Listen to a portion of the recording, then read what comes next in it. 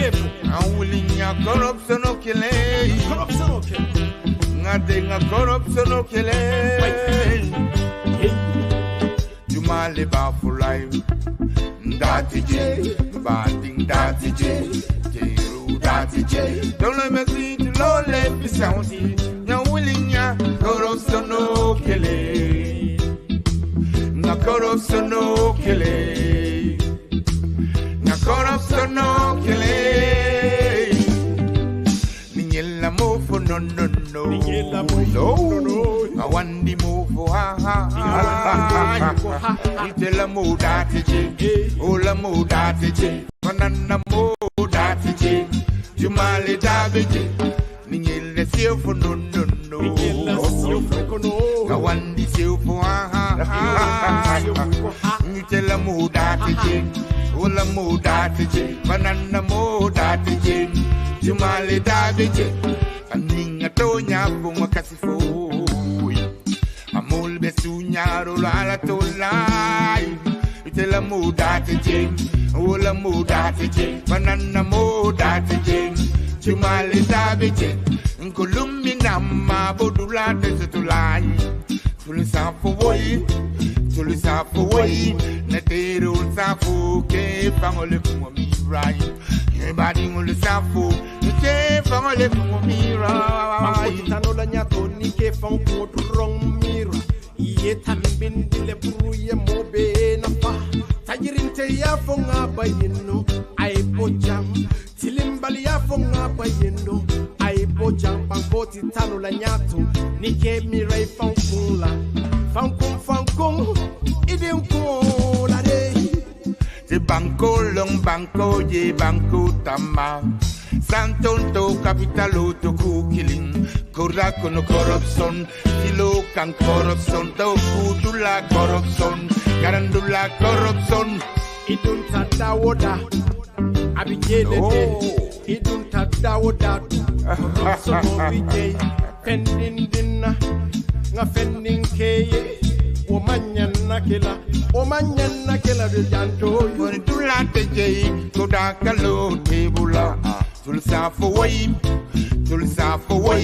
na conconte sutunte panca sunte, na kumante nyatunte, Santa Kumante, Santo Kumolu Molcanyo, Faolela, Idunta Dawodato, Wole Bigeto, Cordacono corruption, Suocono corruption, Silocan corruption, Hadila Bucono corruption, Maliba for life.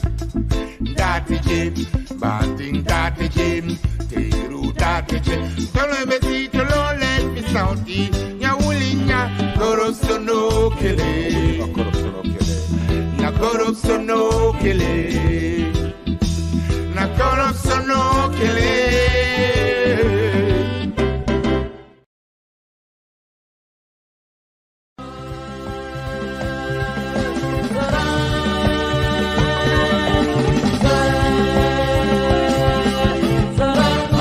Badingolo kanyende fo watol belade nko julol siatale bare kamin fankumandi julola walla mo julolti nyine ya sabu jula finance limited idin kukuto le nata kalafaro ke la service ola nyin kamala ke la cliano lu dahandi wala faro wolom nyindi ko Afro Express services be dawoda kabirin katon fokoina ni je dawoda ni atare kodo kiyana nin jula finance lela isa dunno jere yela kodo ta bare hansa ndorong ning wotalla ma fangola Guarantee Trust Bank be dawoda alsalla kodo tano jele Reliance Financial Services ani Easy Finance Limited mini yalon koy bale banko kan bare fanan tolu jula finance na kunda bale banko karo bele wala badi ngola a dahana tale wala sign nali aje drong Afro Express kabiring Westfield kata fokoina ali aje dawoda aldung ali alla jula finance kodota Jura Finance e kofana na lafta bank account odi yalla ya taralbe biti merewde ali feroke ani ya kacha andum fana alida apodi jindi ali download nyinka mala ese kodo kino wati diate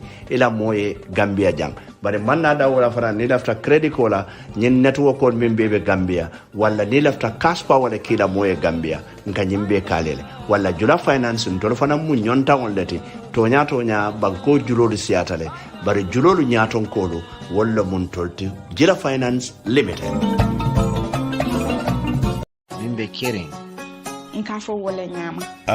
Badi nyinde atebe kodi ma bade te mi yaron ko Home Digital FM 99.9 ani Mengbe Kering TV wole nyin sabalena atol min yaron ko alka safaro le ke fir fegol le bal budo alafta kabin kankula ning alnata Home Digital FM jamu kankula bundal te dami yaron ko ning e kankula dunia bele kalong e ka fengo mi wafi ani kama minna ando manna da wala atul min yalon ko project ko bale bulu gabia banko kanim banko e bantara na lafta mole nyim project ko kalamuta janne modulati alsina kachano dami nka advertisement or kaliyele dami yalon ko nse voice kali nga bi mix ngana murung nga eali bara manna da wala ni lafta talk show la dami yalon ko business ole be bulu wala project ole be bulu isina sino radio to janne wala itarasiri na online tv ine mole den kachala pour nyin kamala ese ku jama lojje ndelu dum mobundale te me yaron ko ka fahamuro yuro wande kanda malu ke kilomoti wala munna lo kan kunoti wala ya sabu ibe dawoda ni atara safaro le be bulu do lafta mole kala motande kana ker nan tarabri kama nema bana laftan command la drongal se fero ke alien commandi plus 220 779 4475 wala plus 220-734-3125. Hanside ning altulbe diaspora alsen na WhatsApp command nole plus 44-777-1676-759. Wala Mengbe Kering nka wole nyama andum fanan nka ke wole nyama. Assalamu alaikum wa rahmatullah wa barakatuh. Barul ngal kondon kotenke. Home Digital FM 99.9 aning Mengbe Kering TV bi CBD Koteng October karo tili tanding kononto 2024 ngal bismillah rek al programme auto special focus on the local government commission ko ngal lahidi nyameng anun dalta kakale nyameng wolon sibitol ni watol sita dro nga commissiono natale albe hakilo wakan ñing commission o dum masakundale a londi ka juberke masakundari ngol ka tama nyameng anu ñi wato be commission o be kane finne KMC auto be min kala wolem ko bital drom bi kemo fatajo min munun rates manager ti kanifing municipal council be wala testimony nata nan ala CDRO mi alon ko astroda commission oto dami alon ko aning commissioner le kachake aning lead council woto ning kemo farajo eta trong kala kilo bandi ko nimbrunta nan suto ala demaroto mbe jubere kala ateñing testimony to wolon CDRO mi alon ko ateñing kemo fatajo ya di sajo ko se wato dialla nga telephone line wol fana yele nga kacha kol mi alon ko wolle keta ateñing programme ko woto ngata to ngana sa inshallah. Thank you. Council, can we proceed, please? Yes, Mr. Fatajo, please tell the commission what your full name is. My name is Kemo F. Fatajo. And your address? Faratu Village. Your educational background? I have A-level certificates. You have A-level? A-levels, yeah. Certificate. Which year? 1994. 1994? 4 years. And your date of birth is correct? 12th of May 1972? 73. 73? Yes. What do you have there? You were given a copy of the statement that was obtained from you by the investigators. It says 1972. No, it should be 73, not 72. Let me give you the statement. Okay.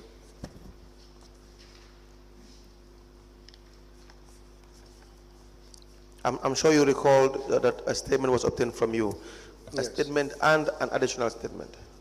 Is that accurate? Is that correct, sir? Yes. Both statements are obtained from me. Yes, please go through it. You will see your name, the date it was obtained, and then your date of birth is there as well. Sorry, Council, I cannot read it. My eyesight does not allow me. Okay, you cannot read it. No. You don't wear reading glasses? Yeah, this should be 1973. My date of birth is 12 May 1973, not 72. 73? 73 years. But can you read this statement itself? I cannot. You cannot? I cannot. Madam Chair, maybe we'll elicit some information from the witness then. Do you use reading glasses? Yes, I used to. I have one in the office, but that one is not that much good. Because we will need the witness to confirm that, to go through the statement and then confirm its content before I'm not sure. Thank you. We will, Mr. Fatajo, we will give you time. You'll be coming back on Monday. Please, you can come along with your reading glasses so that we can proceed. Do you have your reading glasses? Well, let me try, because actually I've been coming here since Wednesday. The whole day I will sit here.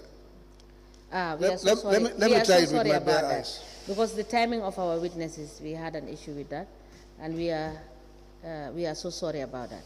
Okay, but if you can read your statement, we can admit that, and then you will finish up your evidence on Monday. Okay. But if it is training you too, you understand, you be rest assured that you're the first witness that we will take on Monday. Monday, okay, no problem. So, but if we can also give you the opportunity to try, as you said, you can try, we will give you the opportunity to do so. Okay. Yes. I am Kemo Fatajo, a Gambian national and a resident of Farato village in the West Coast region of the Republic of the Gambia. I hold A level from Nusrat High School in 1994. Mr. Fatajo, you can just go through it to just see, you understand, you don't need to read it to us. Okay. You just read it by yourself. Okay. And we just want to confirm from you whether this is the statement you gave to the investigators. No, actually this is the statement. I read it when they gave it to me. Yes, we just want you to go through it again and confirm. If there are any errors or mistakes and you want to correct them, you highlight it so that we can correct and you sign against it and we admit the statement. Okay, okay. Thank you.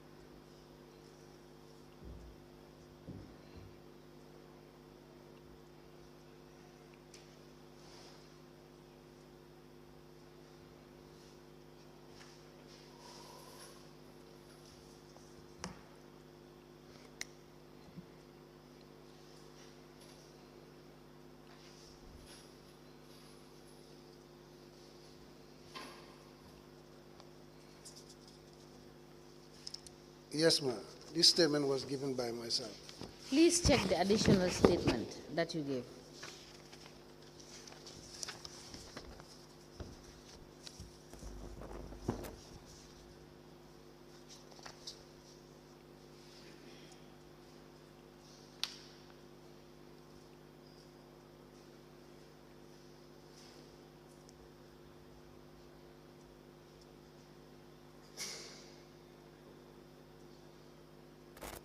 Mr. Bojang, bless you.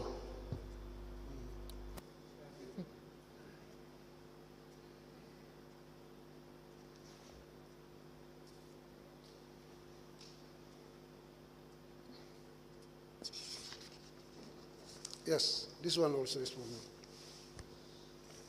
We apply to tender the statement of the witness Kemo F. Fatajo. The date is 11th of June 2024 into evidence as an exhibit. The statement has 4 pages. It's signed by the witness Kemo F. Fatajo. And an additional statement dated the 30th of August 2024 signed and identified by the witness, all into evidence as an exhibit. The statement dated the 11th of June 2024 made by the witness, Kemo of Fatajo, and the additional witness statement dated the 30th of August 2024 are all admitted together as exhibit in evidence, and they are marked as LGC/KFF/KMC/001. As the Commission places. Now, you work for the Carnival Municipal Council? Yes, sir. Since when? 15th August 1999. 1999? Yeah. Were you given an appointment letter? Yes, sir. Were you confirmed? Yes. Do you have these documents? Yes.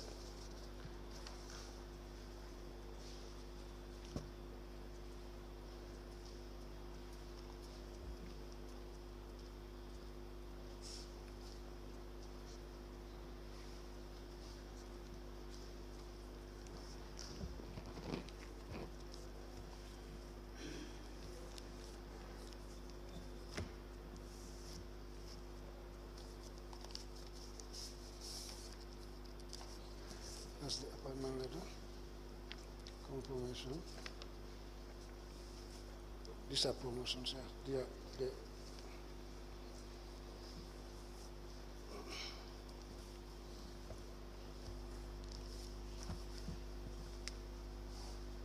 Do you have other documents that you intend to tender? Do you have other documents with you that you intend to submit? From 2018 to 2021.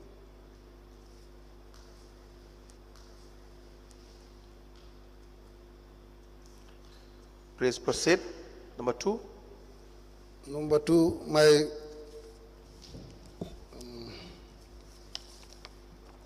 budget and zones allocation from 2018 to 2024. Budget and? Zones allocation for the collectors. From 2018 to 2021? 2024. 2024? Yeah. This is 2024, yes. When it comes to the monthly report, yes, it's from 2018 to 2021, you said? Yes. Because already 2022 and 2023 have been given to my supervisor for submission. Okay. But yet still, if you want me to provide, I can come with it. Yes, please do. Please, we will need that. Okay. So please proceed. What is the third document that you have? In connection to my first statement or even my second statement? No, in general, all the documents that you have. Yes, that's my qualification, my level of education from... Your? My qualification here. Your qualification? Yes. What else? I have my business registration as well. Do you have a company? Huh? Business? Business registration as well. Is it a company or no, a it's a sole proprietorship. Sole proprietorship? Yeah. Okay. What is the name of the business? It was Salisoto Trading, then I later changed it to Neobantan Trading. It was? Salisoto Trading. Salisoto? Salisoto. Salisoto? Salisoto. All right. Then I later changed it to Neobantan Trading. Number 4? Neobantan Trading. Neobantan. Yes, the next document you have? Yes. Basically, these are the 3 documents. That's what you have with you? Yes. Okay. I also have my car loan. That's where I started my business. You have a car loan from? From KMC in 2008. In 2008? Yes. What is the amount? $120,000. 120? 120, yes. Is that all? Yes. Then I bought a vehicle at $70,000. You bought a vehicle at $70,000? 70,000. Then I started my business with the remaining $50,000. Mr. Farajo, I see you are very organized. I see you are very organized. Thank you.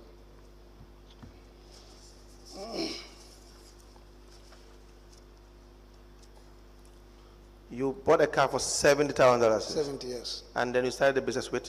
50,000. That will make up the 120? 120, yes. Maybe the car receipt is here. Yes. So let me have these documents admitted. Where are your original documents, your appointment letters and your confirmation letter? No, just, they are at home. I only photocopy them. You will? I only brought the photocopy. Yes, we will request that you bring the original. Original. Yes. Okay, sir. We apply to tender an offer of appointment to the witness Kemo Fatajo. The date is June 15th, 1999.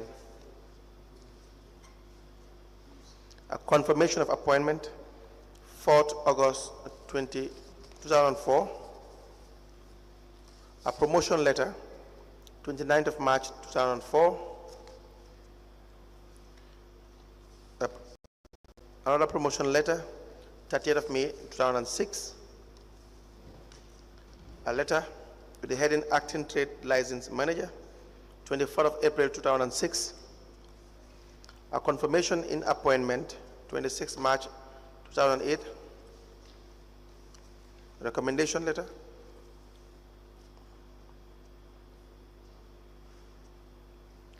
Third March 2008.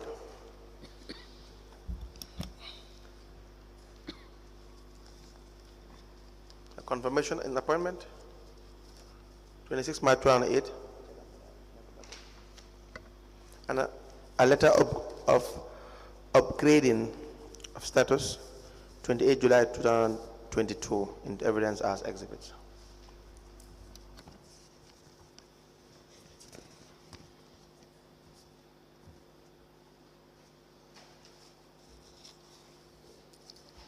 Sorry, sir.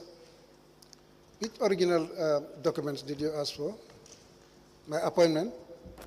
Especially your appointment and your confirmation. Okay. For all the documents you have presented, but primarily your appointment and your confirmation. Confirmation, okay.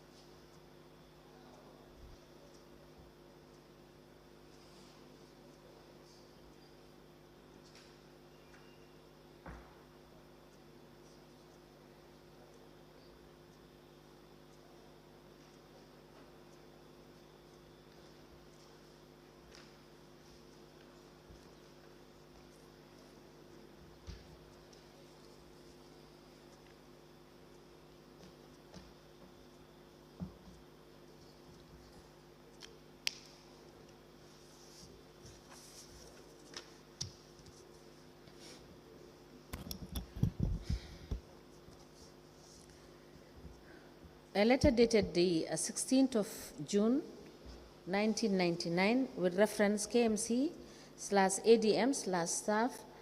It's addressed to Kemo Fatajo Fajikunda with the subject offer of appointment.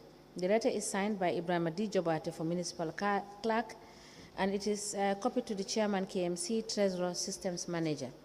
A letter dated the 4th of August 2004 with reference KMC/ADM/055 addressed to Kemo Fatajo Senior Trade License Collector, KMC, with the subject confirmation of appointment. The letter is signed by Richard Jassy for Chief Executive Officer. A letter dated the 29th of March 2004 with reference KMC/ADM/055 addressed to Kemo Fatajo Trade License Collector Finance Director We may rise.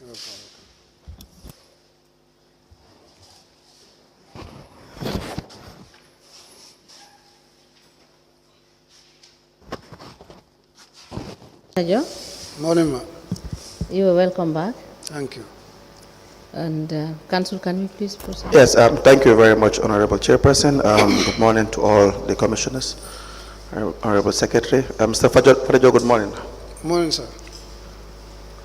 Yes, we will be proceeding from where we stopped. My accounts proceeds from my business, except the salaries the council is paying me. And sometimes I do have assistant. Director of Finance, IT Manager, Internal. A letter dated the 4th of August 2004 with reference KMC/ADM/055 addressed to Kemo Fatajo, Senior Trade License Collector, KMC, with the subject confirmation of appointment. The letter is signed by Richard Jassy for Chief Executive Officer.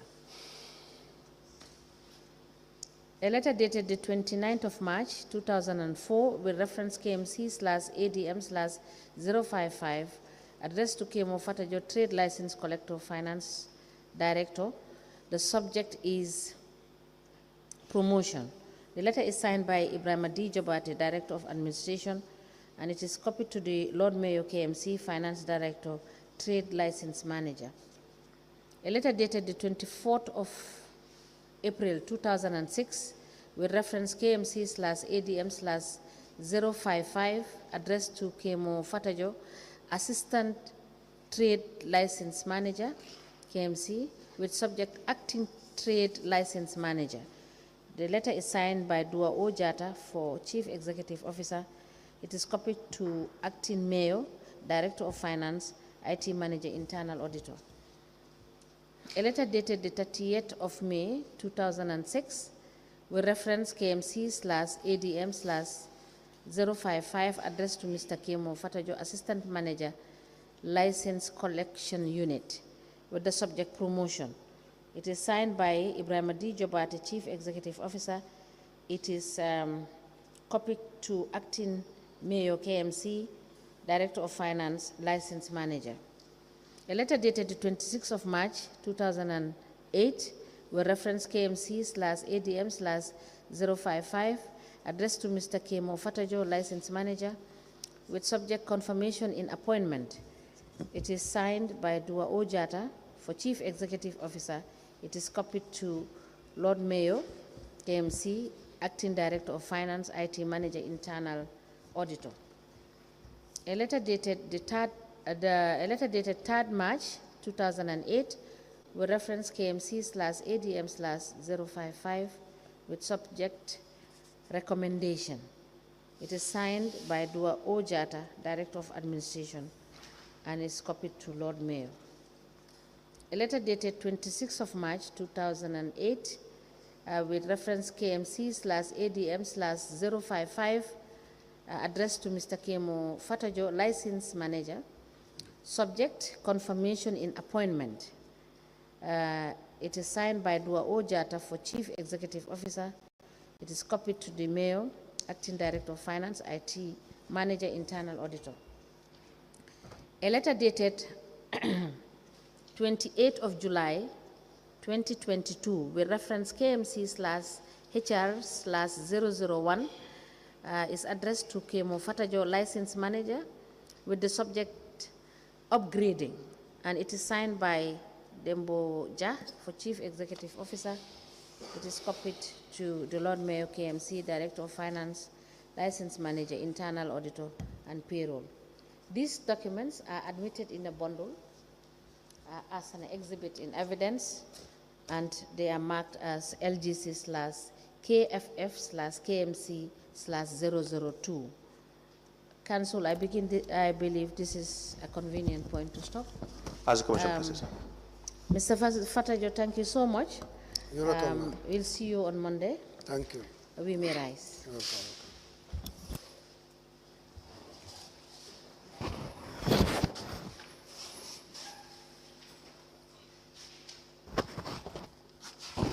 Joe, Morning, ma. you are welcome back. Thank you. And Council, can we please proceed? Yes, thank you very much, Honorable Chairperson. Good morning to all the commissioners, Honorable Secretary. Mr. Fatajo, good morning. Morning, sir. Yes, we will be proceeding from where we stopped on Thursday. Do you follow? Yes. And you are speaking in the English language, is that correct? Yes, sir. Yes. So, in relation to your businesses, you had told us you have you have a business you operated before. Yes. Can you please tell us about that? I'm still I'm still operating it. Okay. Please give us information about the business. I started the business in 2008 when 2008. when I obtained a loan from council Please proceed. amounting to $120,000. Please speak into the microphone and may we hear you clearly. Yes. Amounting to $120,000. Yes. I bought a vehicle at 70,000. Yes. Then the remaining 50,000, I started the business. And what kind of business is this? Timber selling. Timber selling. That's since 2008. Yes.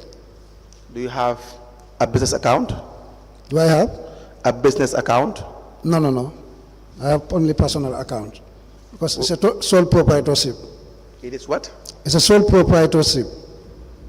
But that doesn't mean you cannot have a business account. No, actually, I don't open business account.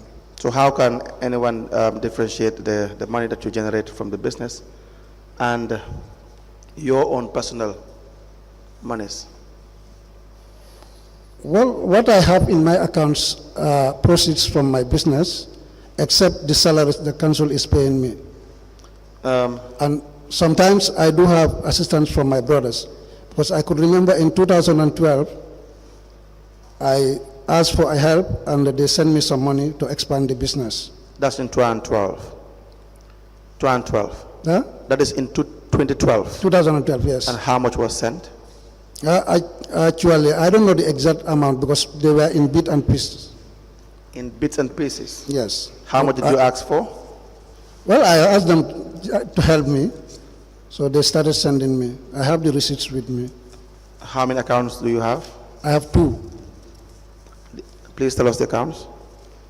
That's the Trust Bank and Ajib Bank. Now, you work as a license manager? Yes, sir. When were you promoted to this position? That's what, 2008. And you've been holding that position to date?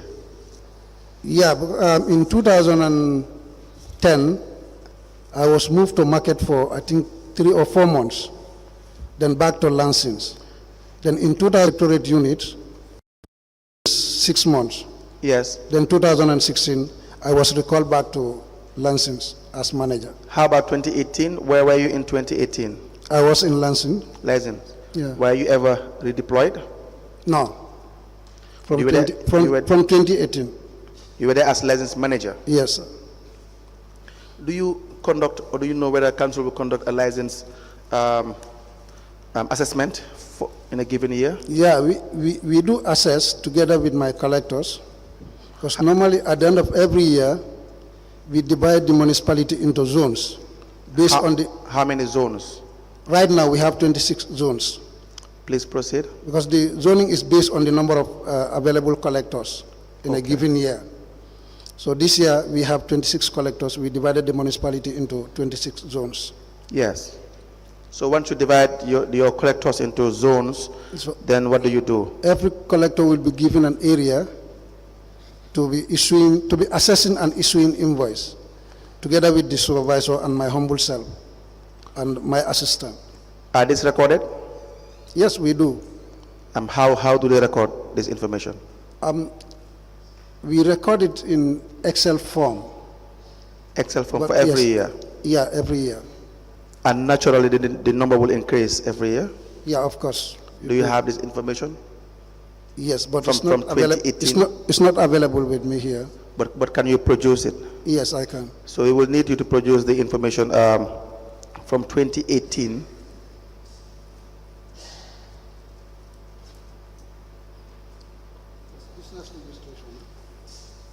Yes, to date, from 2018.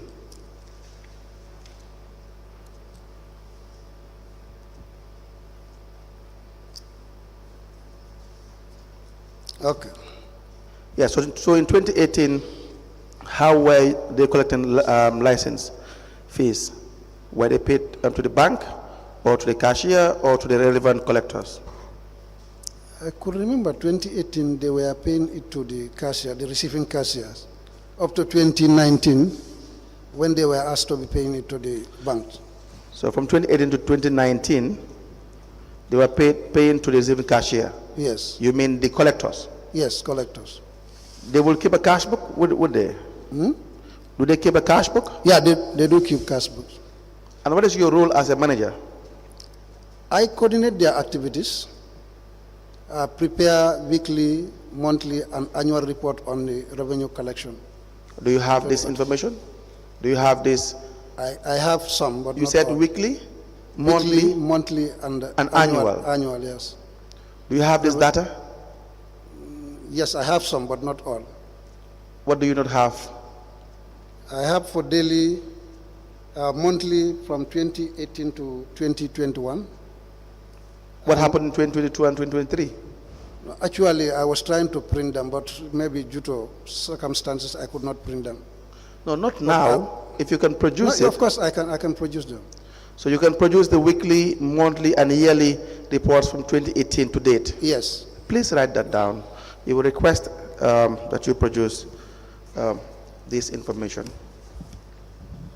Find out. You said you have some with you here. Yes. Is that what you said? Yes. That is what he said. So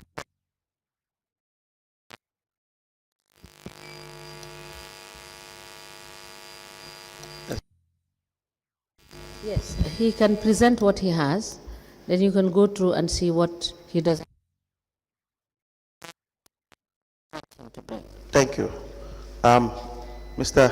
Fatajo, can you please produce the reports that you have currently in your possession?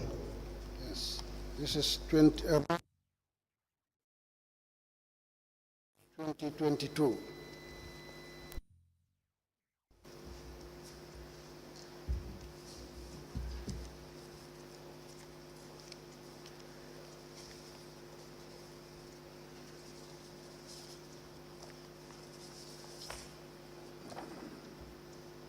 This is from 2018 to? 2022. For monthly? Monthly, yeah. You have any other? Yeah, this is the budget and the zones allocation from 2018 to 2020. Please come again. Speak into the microphone, please. The budget and the zones allocation. Yes. Because I allocate zone to collectors every year from 2018 to 2024. All right. Yes. Is that all for now?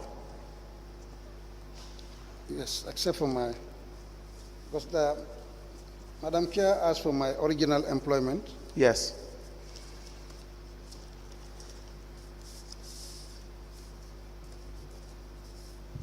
These are the three original documents I have for my employment and promotion.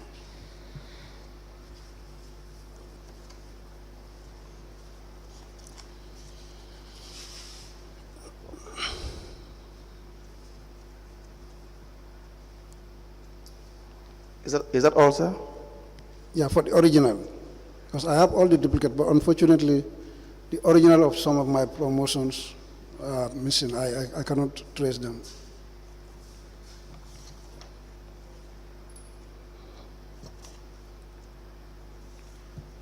We apply to tender the following documents.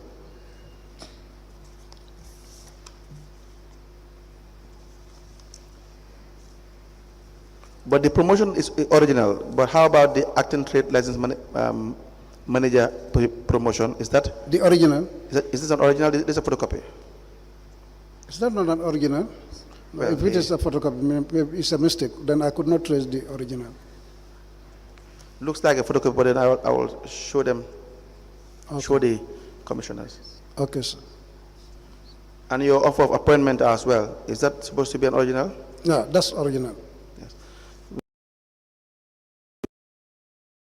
The following documents. The first is the offer of appointment to Kemo Fatajo.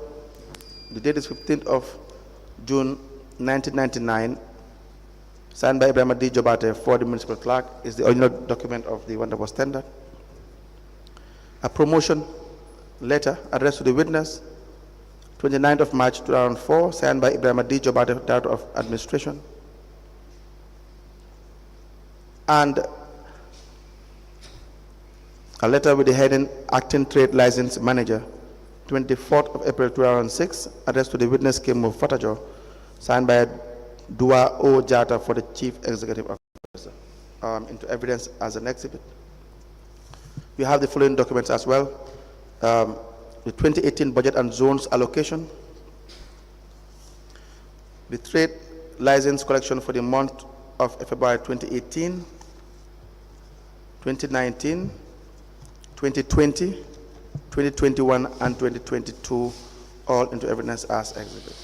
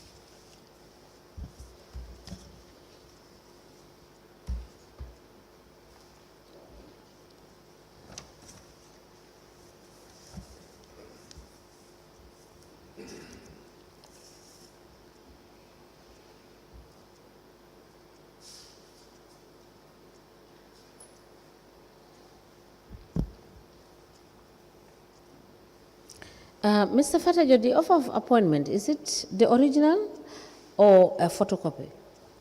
That must be the original. This is the original? Yeah. If I'm not mistaken.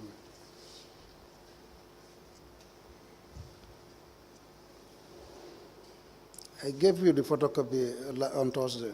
So this is the original. Yes, Council, we have admitted these documents. Yes. So we just need to compare this with the copies we have admitted and return the originals to him. Yes, Honorable Chairperson. Yes. So we will compare these originals with the copies we have admitted in evidence. Okay, madam. We will return this to you. Okay. After certifying that they are the true copies that you have presented to us. Okay. Thank you.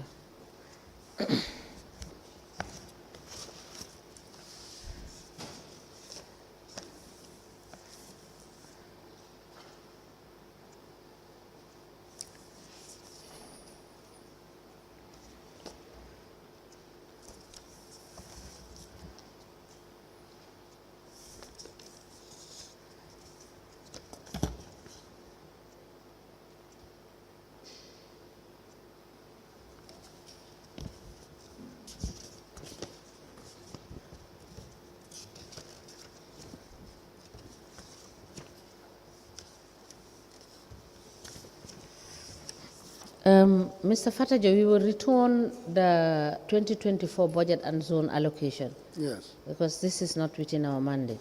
Okay. We will retain 2023, okay. Which we will have to look at up to January 31st. Okay.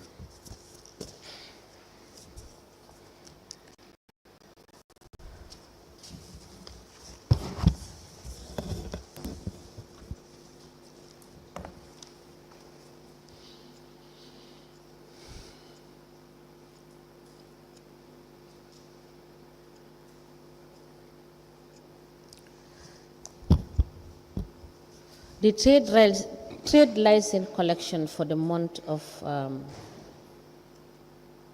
February 2018 to 2022 is hereby admitted in evidence as an exhibit, and these monthly collection reports are marked as LGC/KFF/KMC/003.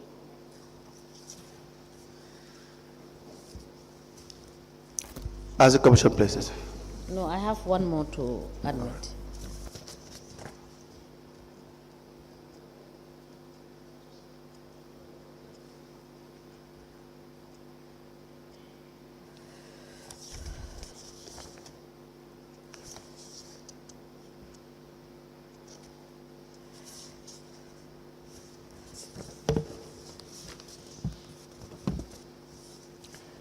The budget and zone allocations covering the period 2018 to 2023 are admitted in a bundle as an exhibit in evidence, and they are marked as LGC/KFF/KMC/004.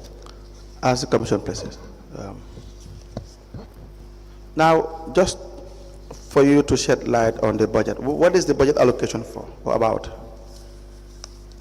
Normally, every year, the Finance Department, headed by the Director of Finance, will prepare an estimate budget of the revenue within the municipality and give it to us. Then when this amount is given to us, we will then distribute it among the number of zones we have within the municipality and work towards it from January to December. Okay, so that is the expectation. Yeah. That is the amount, the monies that you are expected to generate from every zone or area. Is that correct? Exactly, yes. Madam Chair, may I please respectfully have the budget so that I understand what the witness is trying to say.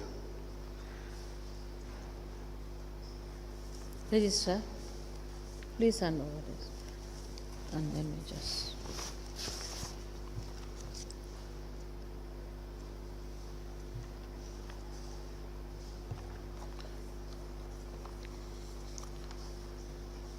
So I have the budget here, the Yes. 2018 budget and zones allocation. Yes. So you have, for instance, Register. you have, for instance, Industry 1, Yes. Modu Buso. What is Industry 1? When you talk of industry, this is referring to specific businesses within the municipality, especially the big ones. Go ahead, please proceed. Yeah, because most people assume that when you say industry, we are referring to a particular area, not an area, but number of businesses. Because that's where we have the cream of our revenue. So most of the time, we give it to an experienced collector to make sure that we get this revenue before the end of the year. And so, go ahead, proceed, please. We were on this up to 2019 or 2020. Yes. Or 21. Then external audit came with a query that an individual cannot be in a particular area for more than a year or two. Yes. So then my director asked me to change the system by allowing collectors to collect from any business they come across within their given zone. That was in 2021? Yeah, if my memory could serve me well. Now, was that effective? Did the collection go up or down? No, it goes up. It went up? Yeah. Actually, our when you come to trade license revenue collection, year in, year out, the revenue goes up. Okay, all right. But what I mean is, based on the recommendation of the external auditor, yeah, did that help in increasing the revenue? It helps. It helps actually. So what were the lapses then? What did you learn from the past based on the recommendation? They had said don't allow one collector to just be in one area for long, especially Industry 1, for instance. It's an example. Yeah. And then you've abided by the recommendations and you realize that there's a significant, do I say significant increase in revenue collection? Yeah, of course you can say significant, because if you have 1 to 3 million difference, yes, it's significant. And why do you think there was this increase? Well, maybe it's based mainly on the number of businesses coming up. Because to be honest with you, KMC is experiencing a lot of new businesses year in, year out. Yes. Because although the tariff remains the same, but most of the time, an individual license can be increased, charges can be increased based on an increment in the stock. So if you have a stock value of 100,000 this year, you pay, let's say, 20,000. By next year, even if you have 105,000, you don't expect to pay the same 20,000. At least there will be an increment. All right. So when you have these zone allocations in relation to the budget, and the saying is, for instance, Industry 1, the 2018 budget, the yearly budget is $14,440,000. This is what is expected for this area to generate. Is that accurate? Yes. And what will inform this information, this particular amount? What does the Director of Finances Office look into? Is it the assessment you would have conducted? No. What do they look into in arriving? That one I can't tell. It's only finance who can tell you what they look into to determine how much a zone should bring. But you are giving the information. It's just an estimate, yeah. Yeah, I know, but something must inform the estimate. They must work with a certain set of data. Yeah, sometimes they look at our previous collection, what was collected last year from that particular area. And that's what they will use to have this projection, this estimates. Yeah. Any question regarding this? Yes. Mr. Fatajo, as the manager for trade license, yes, ma'am. You have told us that the collectors do assessment. Yes. Right? Yes. So my understanding is that it is your projection as to the budget would be informed by the assessment that has been done, because the assessment would tell you how many businesses have been increased, because you already have the data for the previous year. Is that correct? Yes. Can you repeat that? Because okay. What I'm saying is, maybe I did not put it explicitly clear. The data that you have to inform the budget, is it from the assessment that the collectors do and produce to you? When you talk of assessment, yes, assessment and collection goes together. Yes. Like in 2023, yes, a particular collector will be in Serekunda, let's say Serekunda Buttress 1. yes. By 2024, another collector will come. Yes. So the collector in 2023, whenever he or she assesses, he will issue an invoice, and if possible, the person can pay that very day. It's not that assessment is done and later on collection is done. So they go together concurrently. Like if I come to you, yes, I assess your business. Yes. If you are in a position to pay me that very day, yes, you can pay me. The data I am referring to here, I understand that bit. Yes. Like the collector goes, you understand, you are now making it very clear for us that you do not do assessment on a standalone basis. Yeah, no. So they do it continually as they go to serve the invoices. Exactly. So my question is, for instance, in 2023, there was a collector that is sent to Bartes 1. Yes. And he has done collection. Yes. Of course, he has brought in revenue, and he has also given you a data as to the outstanding invoices that are not paid. Yeah. Whether it's the taxpayer that is refusing to pay, or whether, you understand, they couldn't have the opportunity of collecting that tax. Yeah. So you will have the totality of what is on the ground. Is that correct? Yes. Is that correct? The outstanding, you mean the outstanding? Yes, but you will know from what has been collected. Yes. Because you give out the GTRs. Yes. No, and I don't no, sorry, not GTR, but invoices. Yes. And those invoices are recorded to show how much has gone out and how much have been paid in. Exactly. So that data will show you collector X for year 2023, this is how much he collected, and this is how much is outstanding. Yes. So is it that information that you report on to the finance people to be able to make projection in the budget? Yes. Thank you. That is the clarity I wanted. Yeah, we report because we wouldn't be able to appreciate how, you understand, you arrive at the figures that you give. Yeah, because we will come to that, particularly on your monthly basis after we have dealt with the budgets. Thank you. Welcome. Proceed? Yes, please proceed. Now, before I go to my next question, Mr. Fatajo. Yes, sir. In your experience as the license manager, Yes. And also your experience generally working for council in the area of revenue, Yes. what are some of the challenges that you can share with the commission regarding license revenue collection that you know exist and is difficult to cope or to control? How are leakages? How do you detect leakages, if any? The shortages, what would normally cause them? And how do revenue collectors evade the radar by trying to probably have some money that they will suppress in this area? Can you break down your questions? Let me answer them maybe It's one a by pregnant one. question. Because So it's just one question in three folds, the same question. Yeah, so I'll break it down. The issue is, I want to understand your experience in relation to some of the problems that you face as an experienced revenue collector. Yes. And these problems I am talking to can be general, but also address it in line with the shortages. What would normally cause these shortages from collectors? And then how to prevent this? Thank you, Mr. Lead Counsel. Our major problem is non-compliance of tax payment.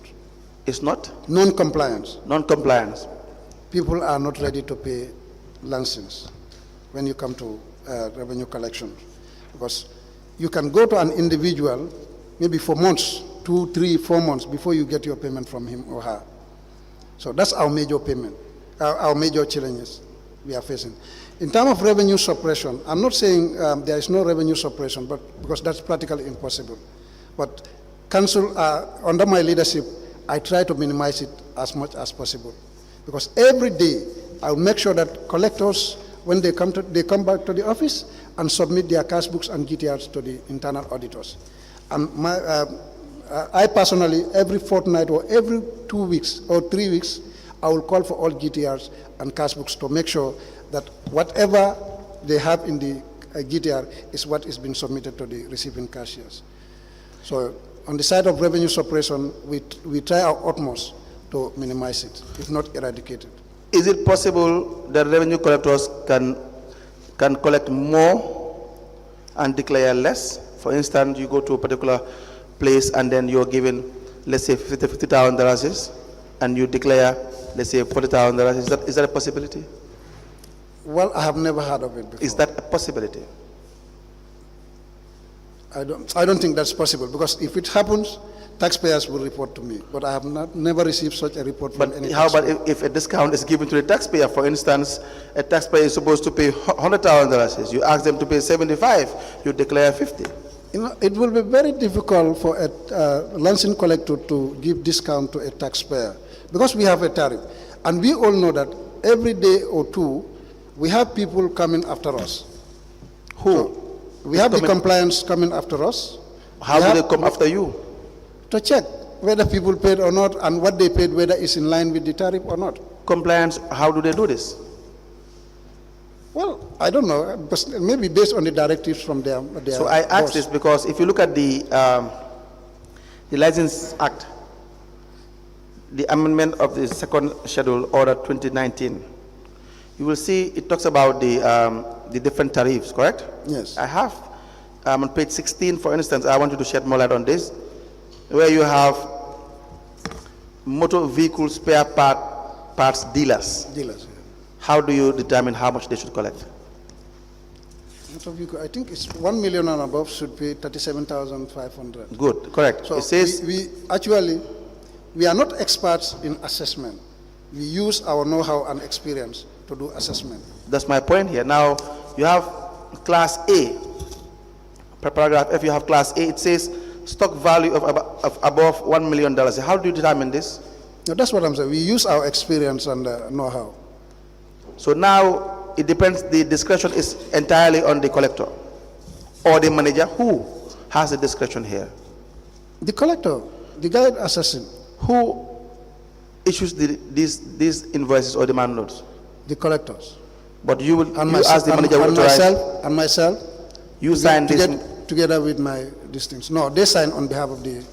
But you issue out the demand notes or the invoices as the manager. We all issue out. Collectors issue out invoices. Myself, I issue out invoices. And who supervisors. Who will print these invoices? From national printing. How do you generate these invoices? Normally invoices are provided by accounts. Accounts. Yeah. And they are given to you as the manager? No. They are kept in their office. So whenever a collector needs it, he or she will go and collect one invoice. They don't need to pass through you as the manager? No. So how do you check that? How do I? How do you supervise them? The collector's invoice? Yes. I do, because every week they have to report to my supervisors. My supervisors who will then report to me. Okay, so you are saying for class A, paragraph F, stock value of above 1 million should pay $37,500. Yes. Is that yearly? Yeah, yearly. So how you are saying that it depends entirely to the one collecting. So for instance, if the case involved is KMO F Fatajo, you have to collect, you went to a motor vehicle spare parts dealers. What will you look into to know whether this particular stock is above 1 million? That's what I said. Maybe we use our know-how and experience. No, now I'm asking you, what would you be looking at? For me, the first thing I will look at the quantity of stock in. Yes. Maybe I will start thinking of maybe one spare parts, how much a wheel will cost, how much a tire will cost. Yes. Then within a so short period. if you decide that the amount of the stock or the value of the stock is, let's say, $299,000, then what they should pay is $6,250. Yes. And if you decide that the stock value is above 1 million, what they should pay is $37,500. Yes. So if there is a stock value that in reality is way above 299,000 just by looking at it, because based on your experience, but you decide still to charge them that amount, no one will ever know. Of course, because we have people after us now. There's no one after you. Compliance going around. No, I'm just saying you can do that. That can be done. Yeah, it's very possible. So this is why, sorry. This is go why, ahead. Okay. Good, no, you proceed. This is why I think National Audit came up with this query that a collector cannot assess and at the same time, issue licenses. Yes. We tried to at least change the system, but it was not possible. Yes. Due to the number of employees we have within license. Because I could remember in 2019, a team was set up to be issuing invoice. Then later on, collectors will go and collect. But that was not possible. Because they did the assessment, yes, and collectors came back to say they could not trace the location of those businesses that they provided them. Yes. Yes. Yeah. I believe, in fact, they say that because that's what the law says, that's what the financial manual says regarding having the same person doing the assessment and collecting revenue. It does not really add up. Yeah. You understand? Because it will defeat the entire purpose. If you are the one who will conduct the assessment and you are the one to collect revenue in that regard, that would not be really proper. Would that not be the case? We will improve on it, sir. No, I mean, you agree with that?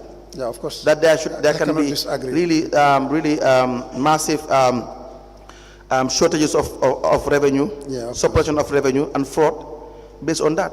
So the example I am giving you, because you don't have this system in place, you can't ever enforce the system, so a collector can just decide to say, you know what, just your business, the stock value is very clear, it's above $1 million. $1 million, yeah. You are to pay $37,500, but just pay me $18,750. And once you pay that, I will declare $6,550. It's very possible. It is extremely possible. Is that not the case? Yeah. And so how do you solve this problem? Unless, as an institution, we improve on it. I'm asking you, how do you solve this problem? That's what I'm saying. Maybe I will communicate to my authority, then we see a way out to have a team for assessment and a team for collection. So a motor vehicle spare part dealer that is registered, it has to be registered. Yes. So if it is registered, KMC does not have an information regarding the value of that particular business. No. And because so, even, sorry. Go ahead, proceed. Even with registration, I don't think the value of the stock is given. I know. I don't think that one is given. I'm just saying, so you don't have the value of that particular business. No. And values do increase, like you said. Your business may be valued $700,000 this year, but next year, the subsequent years, the stock value would increase. Yeah. So there has to be up-to-date information. That doesn't exist. No. And this is one of the avenues where shortages and cash suppression can easily occur. Easily. Would you really agree with that? I agree. We have also the same thing goes to consultancy firms as well on page 18. Consultancy firms from class A, class B, and class C. Yeah. Class A would be contract value of above $750. Consultancy firm class B would be contract value above $500,000 to $750,000. Yeah. Each will have a price. But again, the same way you have the variances in the type of business, the revenue collector has the discretion to decide how much you pay. Yeah. And they have the discretion to declare how much they want to declare. Yeah. Do you understand that? Yes. Sir. No wonder the revenue collectors are always rich. Huh? Not as people are expecting, sir. Not us? Not as people are expecting. No. Well, revenue collectors have a lot of money. We have seen that clearly evident in these proceedings, that they have a lot of money because of the manner in which the collection is being done. So we proceed. We understand it that way. Any questions for the witness before I proceed? Okay. Now, you were discussing the issue regarding an amount of money on your statement dated the 11th of June 2024. Yes, sir. The second page, the third paragraph, where you have, let me read, on the issue of cash suppression amounting to over $180,000. During the period under review, I noticed an amount of over $180,000 is suppressed by one Salifo Sisi, Yes, sir. a licensed collector. I come to know about the issue during the period when I requested all collectors' cash books and Salifo refused to submit his cash book for assessment. I have been going with him back and forth until one day when I insisted that I must get his cash book, and eventually got the book and assessed the records and found out that Salifo suppressed the said amount of money being council's revenue. Can you please explain more on that? Okay. Normally, every week or two, I will call for all cash books and GTR to compare and contrast. But during this period under review, that particular collector was like he was trying to run away from me. Anytime I call him, he will give me excuse. Sometimes I will call him on the phone, he will not pick the phone. Until one day in the afternoon, when I insisted that he must come, because I think I even asked my assistant, my supervisor, to find a police for me. If Salif failed to come, then we go and arrest him. Then he came that afternoon.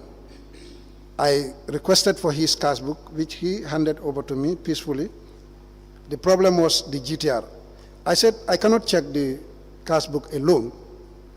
It must go alongside with the GTR. Then he gave me the GTR. When I opened the GTR, the first page, I realized that a receipt was drawn, but was not entered in the cash book. Then I went through the GTR up to the last page and discovered that he was even skipping some GTRs and drawing receipts behind. When I calculated this amount, because it's a figure, then I invited one of my supervisors to help me calculate the amount. we did together.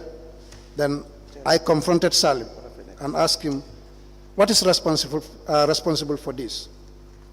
Salif did not give me any tangible reason as to why he did such.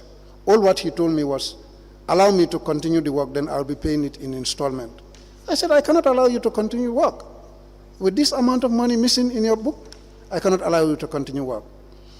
Then I wrote in the evening, because normally I do it to all the collectors.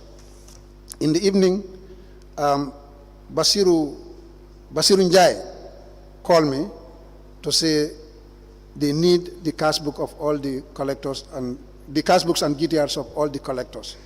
So this was the reason why I could not continue with other collectors. Then the following morning, I had to hand over all the GTRs and cash books of the remaining collectors to internal audit.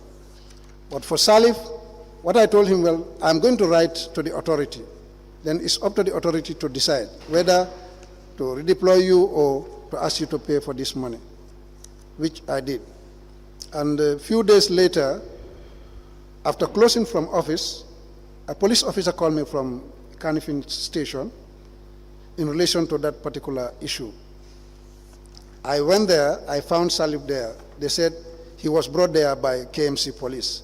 I said, who? They said, KMC police. I said, but you cannot call me and come and witness something that you cannot tell me any body responsible. Then they obtained a statement from me. Then I left and Salif was released. Then a week or two later, I received a copy of his dismissal letter from the authority. I cannot know specifically the time frame, whether after 1 month or so. But then I received a letter from the authority that he has been dismissed from council service. Now, what happened to Salif? After that? Salif, yes. Salif was dismissed. How was he dismissed? Do you know? No, I don't know. How many employees in the license collectors were having issues of shortages? I couldn't remember the number because when the books were collected from me, I could remember receiving a copy of internal audit report concerning those having shortages. What was done about this issue? I think all of them paid. All of them paid? Yes, within that period. Do you know why Salif was dismissed if all of them paid? Do you know why Salif was dismissed if all of them and the others were asked to pay? Do you know why? No. Maybe you don't understand. I detected that of Salif. Yes, I know. I confronted him. Yes. Then that evening, yes, I was called by internal auditors to surrender all GTRs and cash books to them for investigation. I understand that point. Yes. I understand that point very well. What I'm saying is that you made reference to the internal audit report. Yes. In fact, it is we have the internal audit report, the date is 28th of April 2023, for the year ended January to December 2022. You understand that? This is the internal audit report. It is in fact in evidence LGC/BN/KMC/005, covering the period January to December 2022, where there were other license collectors who were found really wanted in relation to underlodgement or suppression. For instance, you have Rohit Source, where $939,025 was collected, and $937,450 was deposited. The balance is $1,575. You're familiar with this? We will give you a copy. We have Buri Juf. Buri Juf, yeah. Yes, Juf. The amount is $2,147.50. We have Mami Fatu Job. Yes. The amount is $10,650. Yes. We have Danjo Tarawale. The amount is $2,250. Yes. We have Fanta Diba. $7,100 is as cash shortage. Yes. Lamin Samora. Samora, okay. $5,400. Maling Mane, $3,400. Okay. Suleiman Jai, $36,780. We have Jibril Dabo, Yes. $25,725. So you have as low as $1,575. Yes. To me, the amount is irrelevant. Even if it is $1, $1, of course, is irrelevant. it is $1, but it's still public funds. Yeah. Do you know what is done about this issue, these issues?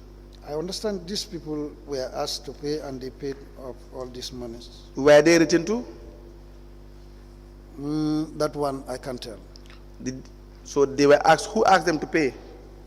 Internal audit. When they discovered this, I think when they discovered the very day, some of them were called, their attentions were called, and they made the payment that very day. What did management do about it? No, I'm not aware of anything. If they have done anything about it, would you not know? Of course I will. So they didn't do anything about it? No, I did not receive. Correct? No, I did not receive any. So will Salifu's case not be an isolation? Probably not treated fairly? I mean, there has to be one rule for all. Because what happened, Salif refused to pay the whole amount at once. Otherwise, the same thing would have applied to him as well. So where you have an issue regarding employees having issues of cash suppression, do you think asking them to pay would really help No, paying the money alone will not help. At least a disciplinary measure should be taken. Exactly. Because once they pay the money, they will do it again, hoping they will not be caught subsequently. Yeah. If they are caught, they will pay. If they are not caught, they will keep on doing it. Of course. And where you have one or two or three out of too many, and there's a report to that effect, and management did not do anything about it, what do you think that's proper? No, it's not. That's not proper. No. Something should be done about it. Of course. And you, as the manager, you are not aware of any step that was taken. No, I'm not aware. Correct? No. So we'll leave that for now. Yeah, Yes. let me ask. Mr. Fatajo, the budget and zone allocations, Yes. I'm just randomly taking from what you have given us. I want to find out. We will give you the budget and zones allocation for 2022, and I will give you the monthly Collection. revenue collection for 2022. And please tell us the budget is here, Registrar.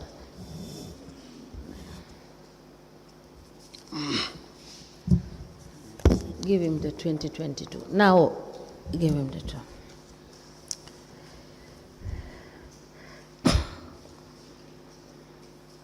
Now, looking at the monthly revenue you collected for the year 2022 and the budget and zone allocation, the budget and zone allocation, Yes. in terms of what you expect them to collect as revenue. Yes. In 2022 is 90,400,000, Yes. right? Yes. And your total collection for 2022 is way above the 90,400. 90 million. 90 million, sorry. Way above or below? Yes, is it? Can you tell us? Can you guide us? No, what we collected that year was less than this amount, the amount budgeted for. It's less than the 90,400,000? Yeah, because I could remember it was around 70-something million, if my memory could serve me well. Now, can you give us, because you gave us raw figures, can you give us the total of each year, how much you have collected? Collected. Yes, Yes, I can in give total. Yeah, You gave us monthly Okay. collections, how to call it, data. Data, yes. If you look at what you gave us for 2022, when you tabulate the total amount, it will be more than 90,400,000. 2022. Please look at it.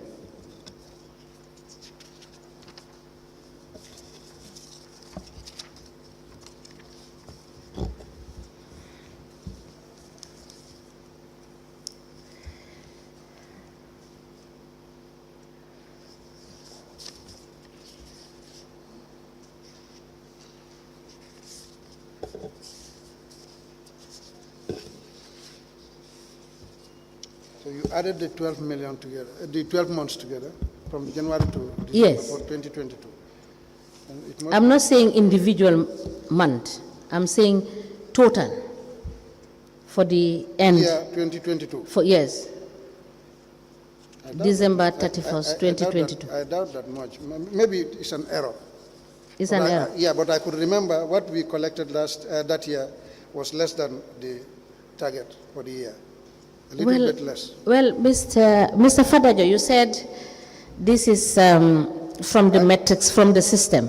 No, it's not a system. We are using Excel. We don't have any system. You don't have any system? No. You are using Excel? Yeah, we are using Excel. So, but it is supposed to give you an automatic totaling of what you have inputted. Is that not correct? Yeah, it's very correct. But that's what I'm saying. If you made an error in one figure, yes, it will jeopardize the entire figure. Yes, no, maybe that's the reason why. No, it cannot be the reason, Mr. Fatajo, because what I am trying to get at is that your budget estimate and your collection. For 2022? Yes, for 2022. Yes, I'm using just 2022. Sorry, 2022. ma, I have seen it now. Yes. This was, I could remember 2019, yes. Our budget was, our collection was more than our budget for the year. Exactly. I could remember, but this 2022, yes, I remember. That is 2019. Yes, 2019. Your collection was more than your budget. Yes, our so budget was 50 million. That is where I wanted you to clarify so that I can get to ask the question. My question is, you have budgeted, and for each zone, you have collectors. And Registrar, can you please give me the document so that I can refer him to the document, please? Give me the zone allocations is with him. Zone allocation, no, this is budget and zones allocation. Now, Mr. Fatajo, you said in 2019, your collection was more than your zone allocation, right? Our budget for the year. Yes. So now, how do you reconcile this in your books of account? Because if you see in 2022, for instance, names of collectors, you have Lamin Samura Bartes 1, yearly budget. You have given him a target of 4,434,000. That is what he needs to collect. Yes. For instance, if he did collect this amount, and for each of these collectors that are in this list, each is given a target. And this is what totaled to 90,400,000. And now you have got more than 90,400,000. Yes. How do you reconcile this in your books of account? Because I have a challenge in this situation. Yes. Because the collector you have sent to the market to collect revenue, he knows, you have told him, he is supposed to, his target is 4,437,000. In an event, he collects up to 437 million, and then he has an extra on this amount. How do you account for the extra that he has gotten if he is not an honest collector? Well, we don't seems to have any problem in that, because even though you are Mr. Fatajo, no, you have. You know why you have problem with that? Because you have series of overpayments by the collectors. This is what informed the overpayments that they do. Right? Is that not correct? It is a problem. Yeah. It is a very big problem. You cannot reconcile this in your books of account. You cannot. Because there is no mechanism at all in place to show that if Mr. Lamin Samura, Bartes 1, has collected, you don't have any mechanism to ascertain whether Mr. Samura have collected more than 4,434,000. Because your target is 4,434,000, right? Yeah. So what you are looking at, Mr. Lamin Samura should bring us this amount. Yes. So whatever he brings, if he doesn't, for example, he has sent in all these invoices, and he has gotten extra. This is why we see in the books as evidence that there is so much overpayment.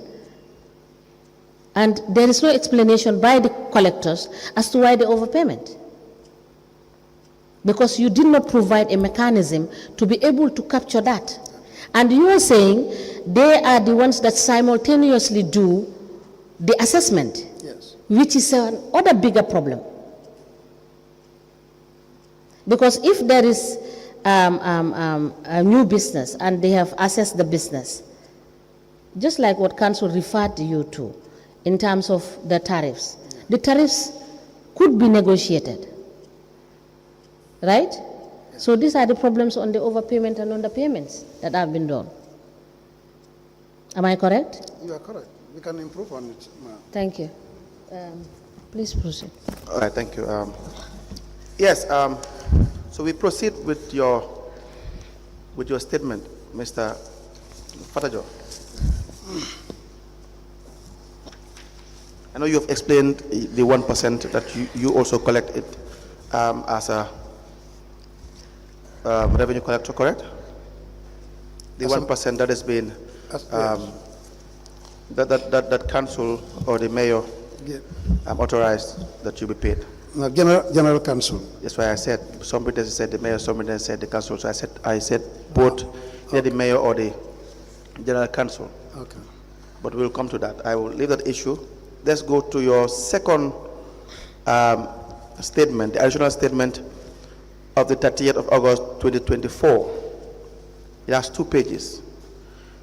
That is the issue in relation to monies that were deposited into your account.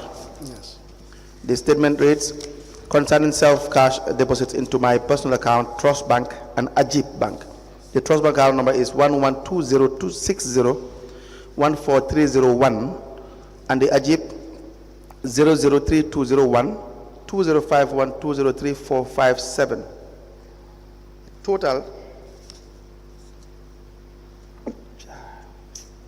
The total is $634,700 for the Trust Bank and $969,100 for Ajib Bank from August 2018 to January 2023. What is your response to this? Apart from my salary that KMC is paying me, all these monies Apart from your? But apart from my salaries. Yes. Because I have salaries account there where I deposit my money. All these monies are proceeds from my business, which is located in Olyundu. Yes. Now, let me please identify these two, the Trust Bank and the Ajib statements for this period.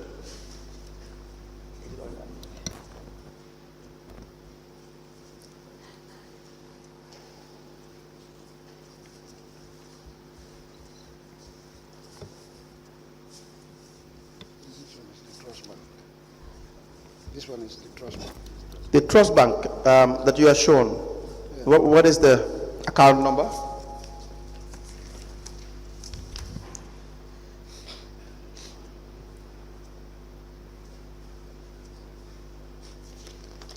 $112060. Please come again. 112060. Yes. Yes. 60. Please proceed. 14. Yes, sir. 301. That's the Trust Bank. How about the Ajib?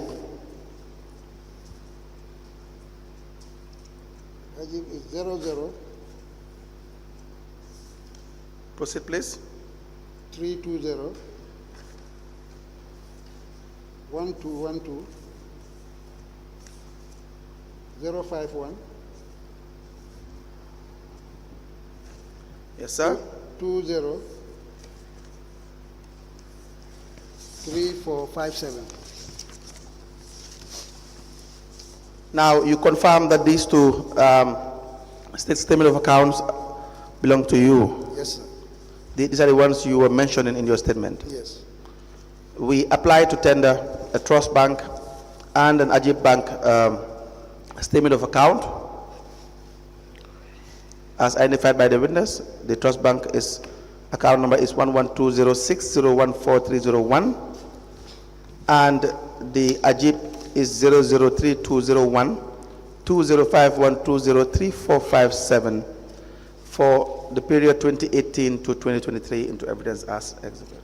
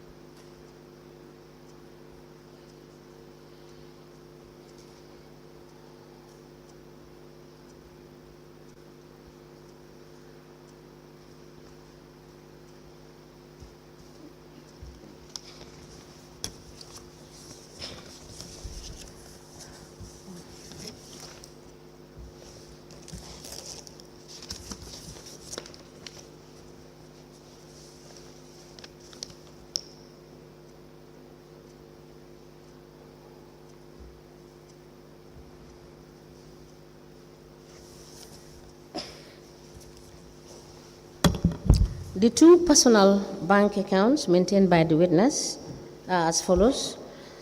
A personal account maintained at the Trust Bank with account number 112060143001 and an AJIP Bank account bearing the number 0032012051203457. These two accounts maintained by the witness are hereby admitted in evidence as an exhibit, and they are marked as LGC/KFF/KMC/005. As the Commission places. Now, Mr. Fatajo, how many employees do you have? I only have one employee at a time. One at a time? Yeah. Please give us the names of the employees you have employed. I employed one Lamin Kamara, who is currently in Germany. Lamin Kamara as what? A sales person. Assist person? Sales. Salesperson? Yeah. Okay. I employed one Fabakari Kinte. Fabakari Kinte? Kinte, yes. Yes. I employ one Ibrahim Jallo. Please proceed. Then I employ one Mbemba Ture. And Mbemba Ture? Ture, yes. That's all? Yes. How many in total? 4. 4? Yeah.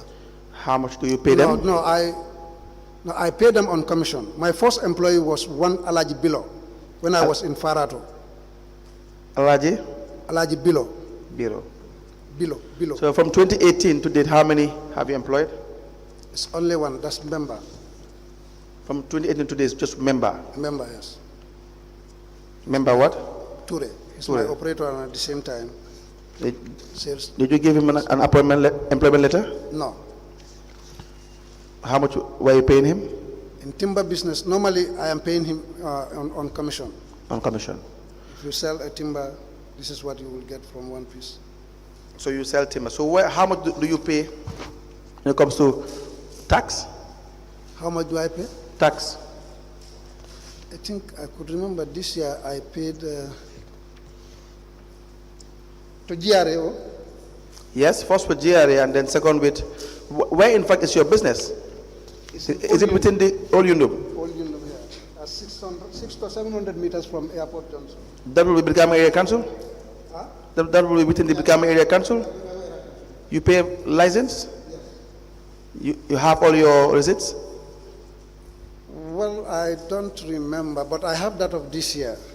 For the past years, because there was a storm disaster in 22 or 21, which destroyed even my receipts in the office were destroyed. So you don't have your license that you've paid?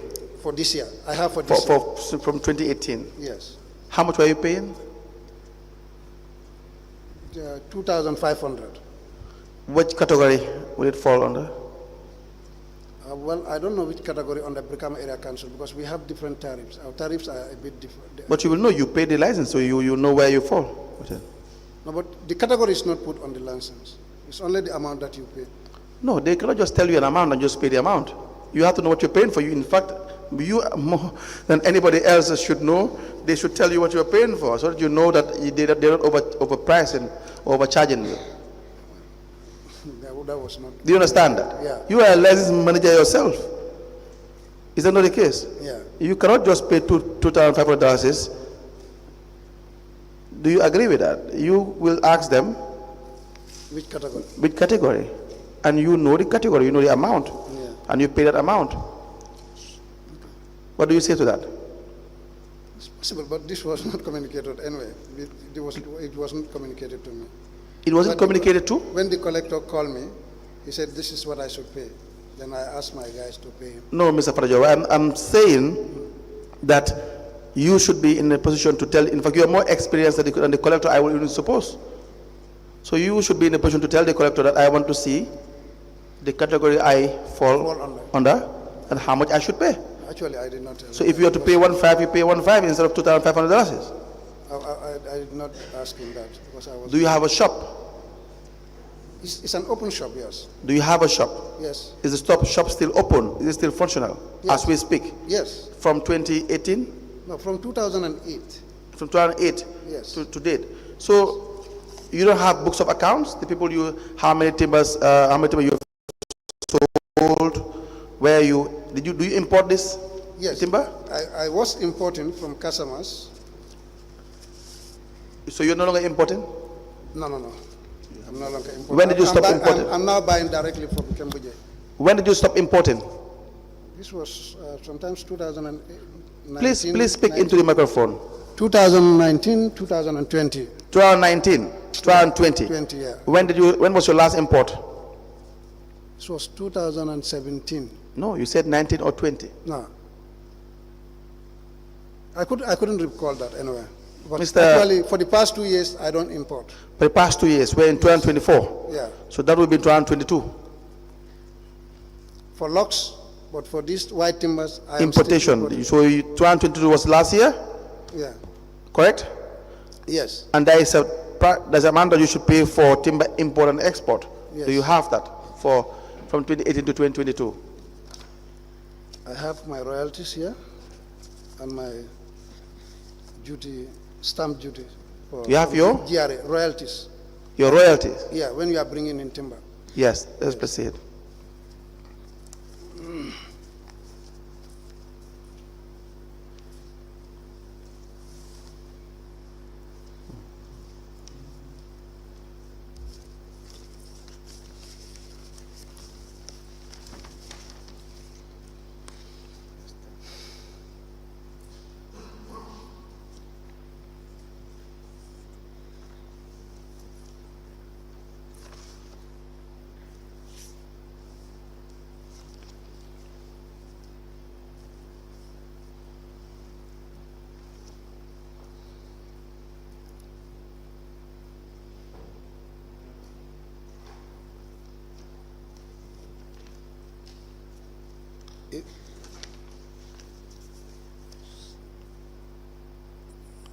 Council, can I make this declaration? Yes. Because sometimes you will come across a different name there. Sometimes the truck drivers will give their name to the custom officer or the forestry officer. Yes.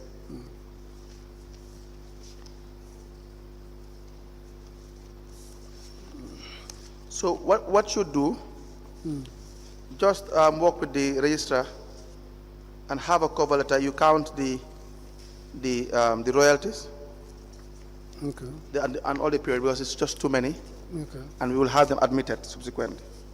Okay.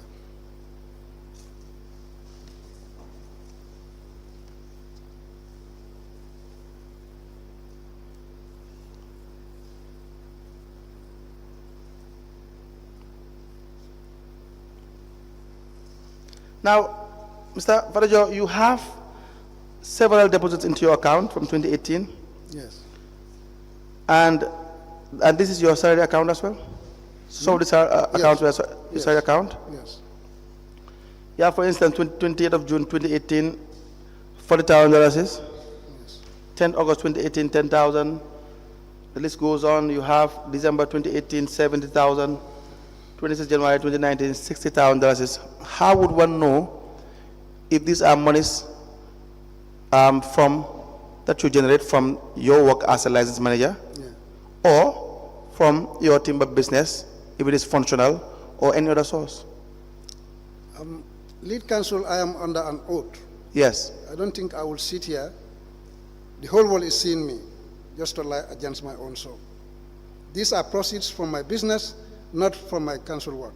My problem is you did not separate the business with the your personal account. No, actually, I did not. Yes, that's my problem. I did not, because so from any money that and you don't have, do you have books of accounts in your business where you record your expenditure and your against your?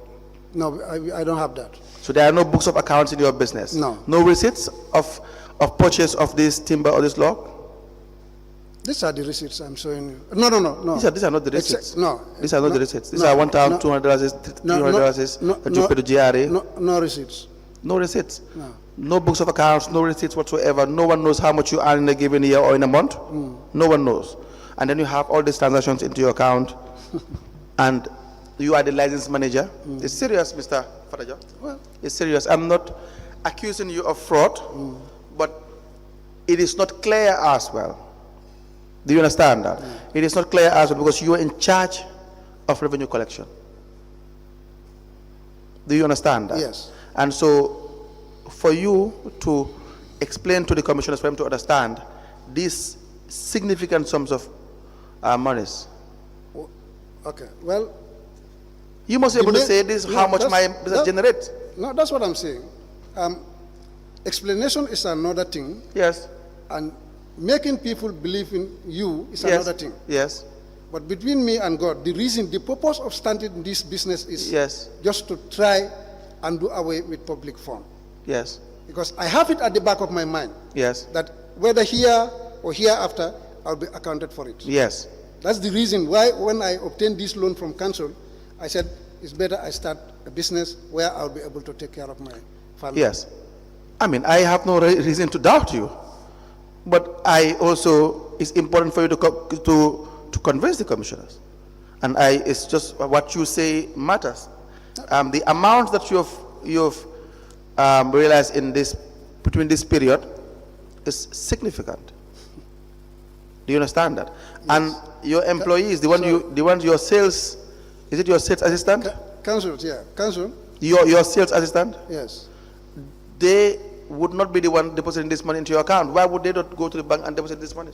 This is my personal account. Yeah, but they are assisting you. I don't have to share that with them. They are just employees. No, but they work there. I knew these people just in the industry. It does not matter. You employed them. Yeah. I employ them and I pay them their commission every day. Yes. Whatever they sell, I pay them. How much what was the percentage of the payment they receive? No, it depends. Is it every month? There's a particular timber, when you sell that, you get $25 commission. But where are the records? To be honest with you, I don't keep record for such. But that's the problem. Yeah. Where are the records? This is where the problem is. Lead counsel, I'm not saying, I blame myself, but actually, I'm telling you the truth. I don't have a reason to doubt you, but we want to have the facts. Yeah. So if you can even have one record that you can show, it may convince. Like receipts, like records, like if you order for timber, you will have it recorded. How much you have spent, how much you have paid for it, you will have it recorded because you want to realize profit. Is that not the case? Yeah. And in realizing profit, you must know your expenditure. But there is no transaction to explain that, Mr. Fatajo. Yeah. Not even one. Do you understand that? Yeah. And so you will agree with me, it is extremely impossible to know or differentiate these monies from the business you do. Explanation will not convince anybody. Do you agree with that? Well, yes. All right. Any questions? Yes.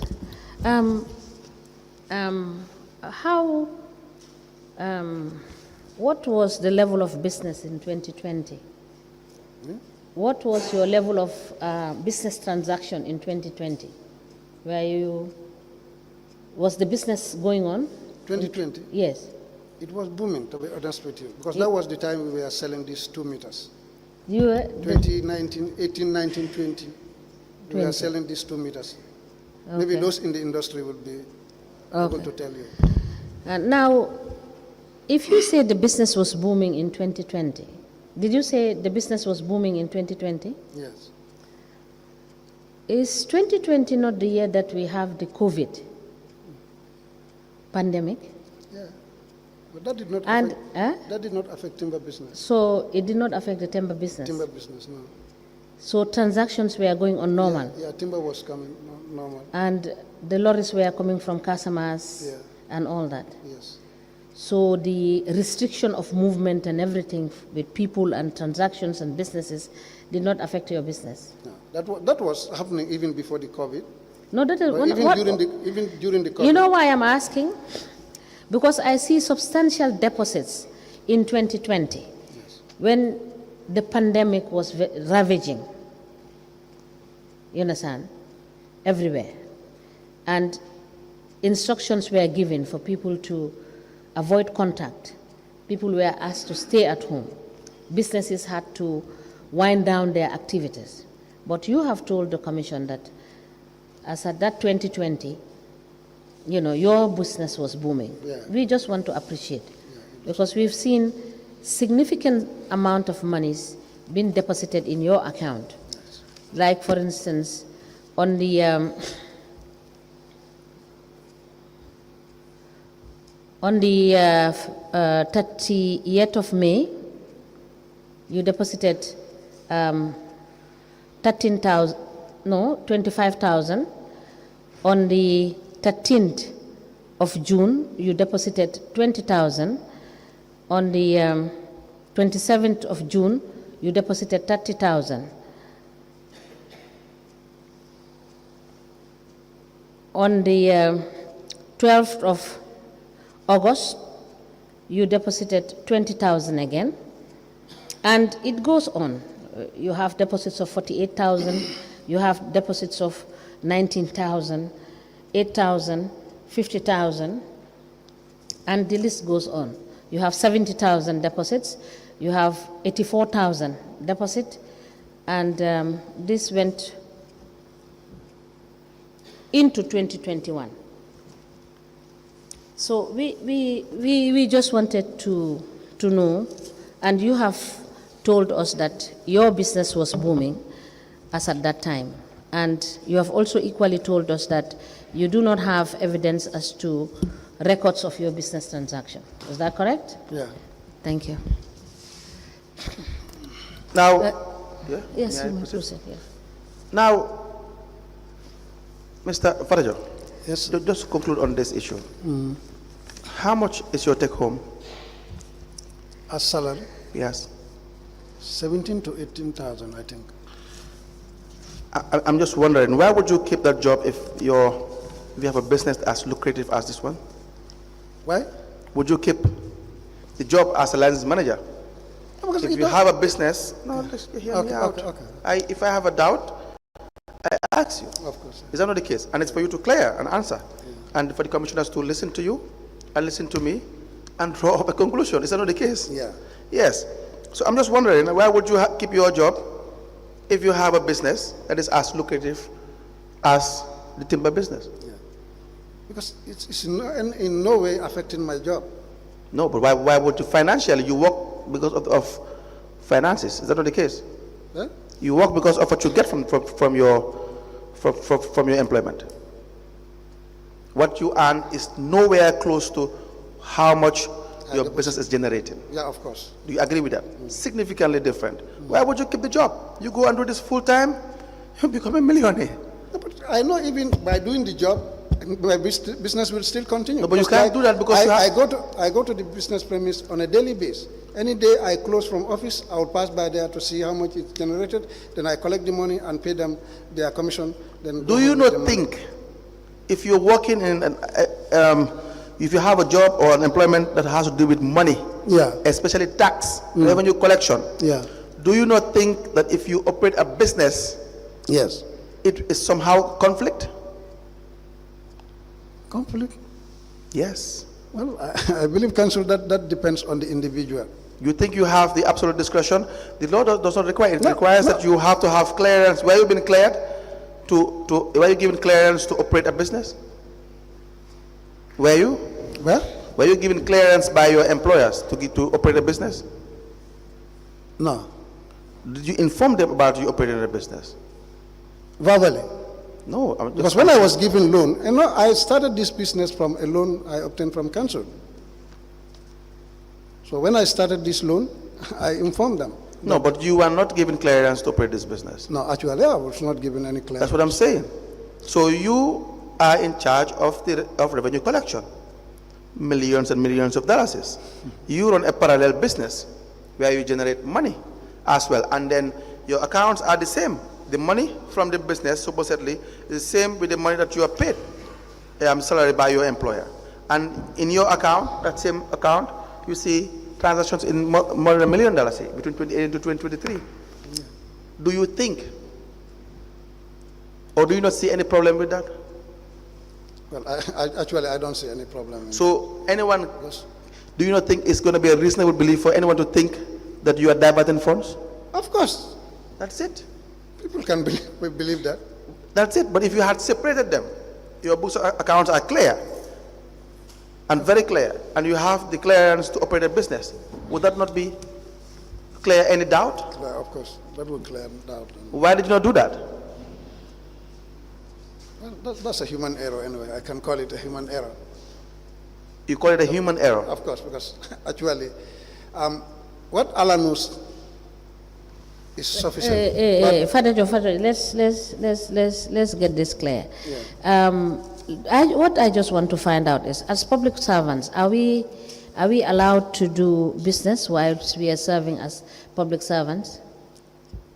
Just like he said, without you having to have the necessary clearances? Madam, I'm not that much okay with the government order, but I don't think there is any problem for a public servant to do business, because now let me ask, are you employed by the Local Government Service Commission or by KMC?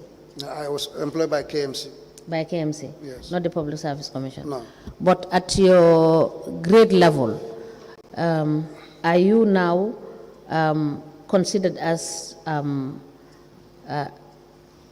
director, or you are already a manager now? Manager, yes. What grade level are you? 11.2, I think, 11.2. So is that grade level under the management of the KMC? 11.2. Yes. Yes. It's under the management. It's there. No, what I mean in terms of control. In terms of control. I don't understand that question. Now, there are a category of staff. Staff, yes. You understand? That the council, even if they want to deal with you, they will have to refer your issues to the Service Commission. Yes. And there are a category of staffs that they can deal with at the level of the CEO. Is that correct? Yes. So where do you categorize yourself? Well, I believe mine should be at the level of the CEO. At the CEO? Yes. Please check, note that one down, and please check and confirm from your director of admin and let us know.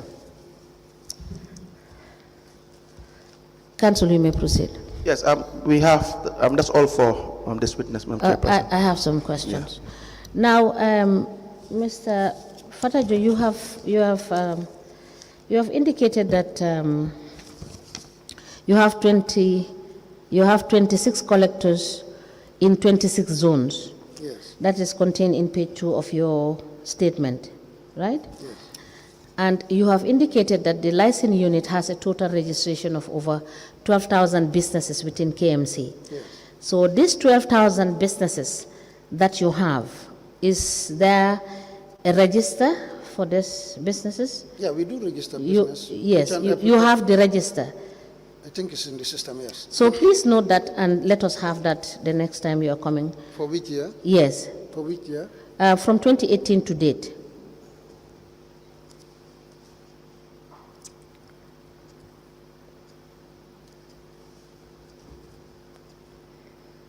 For 2024? No, 2023. Okay.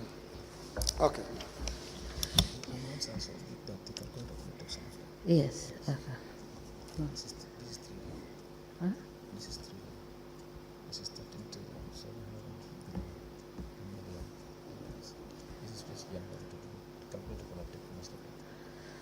Okay.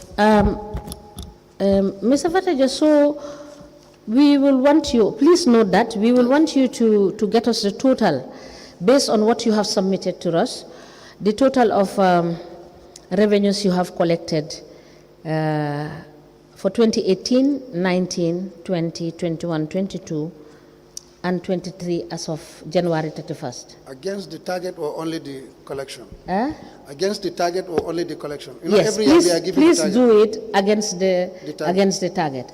Because you have given us the budget, yes, allocations, and the monthly collections. Okay. So you please do so that we can see clearly what was your target and how much was collected. Yes, what was collected.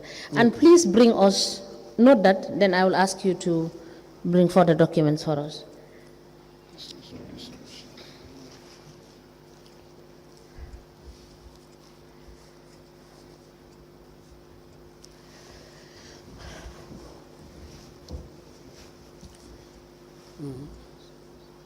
Yes, ma'am. Yes, and please bring us, as per the collections, for the monthly collections, bring us the total of the invoices and the receipts issued, because you have that.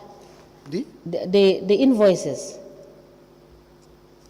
Because you said you have an Excel sheet, is it? Yes. Is it an Excel that you said you have? Yes. So this should be contained in that Excel, correct? No, but invoices are entered in a choir book.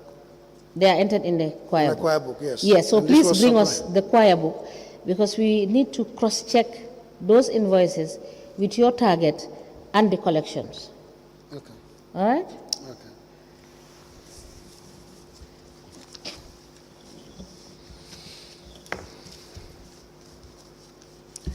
Also bring us, for each of the targets and the collection, give us the outstanding debt, because that is automatic. No. Because if you have the collection, you will, through the invoices, know how much was not collected for any particular month for any particular year. For the outstanding, unpaid Debt. invoices, we call them unpaid invoices. Yes, unpaid invoices. Unless Against the collection for each month.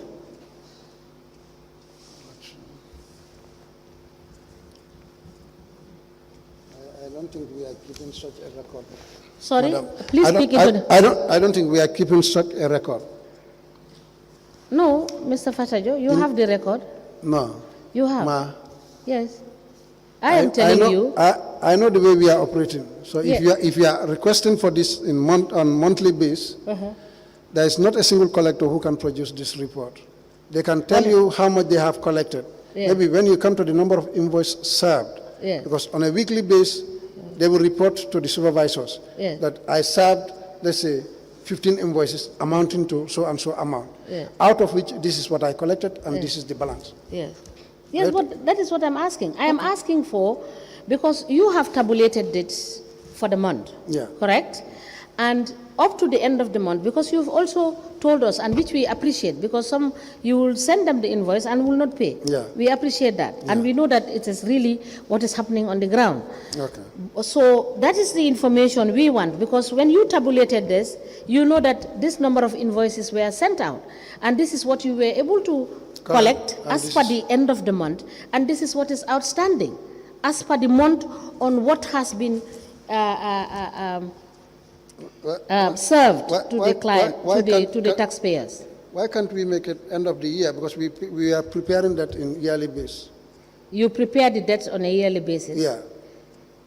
The number you of don't invoices prepare- served, yes. yeah, of course it's there from week 1 up to the last week of the year. Yes, but why didn't you have that information on a monthly basis? Would that not help you as the manager to know? You understand? Yeah. Yes. Sorry? Yeah.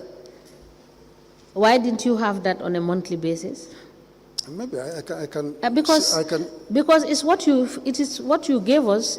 It is my understanding of what you have given us. That is why I'm asking you. Yeah. That you give them a target. So if they don't meet it, it is only through that way that you know they are not meeting their target. Yeah. Right? Okay. Now let me ask you this question. You have indicated on page 3 of your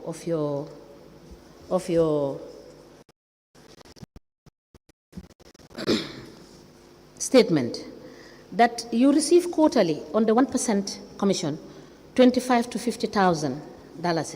That is every 3 months. Yes.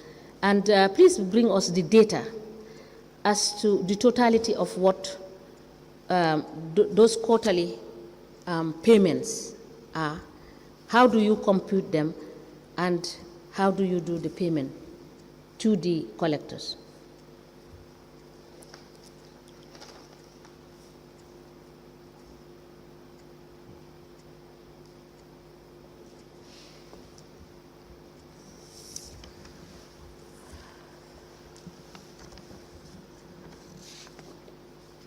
Okay.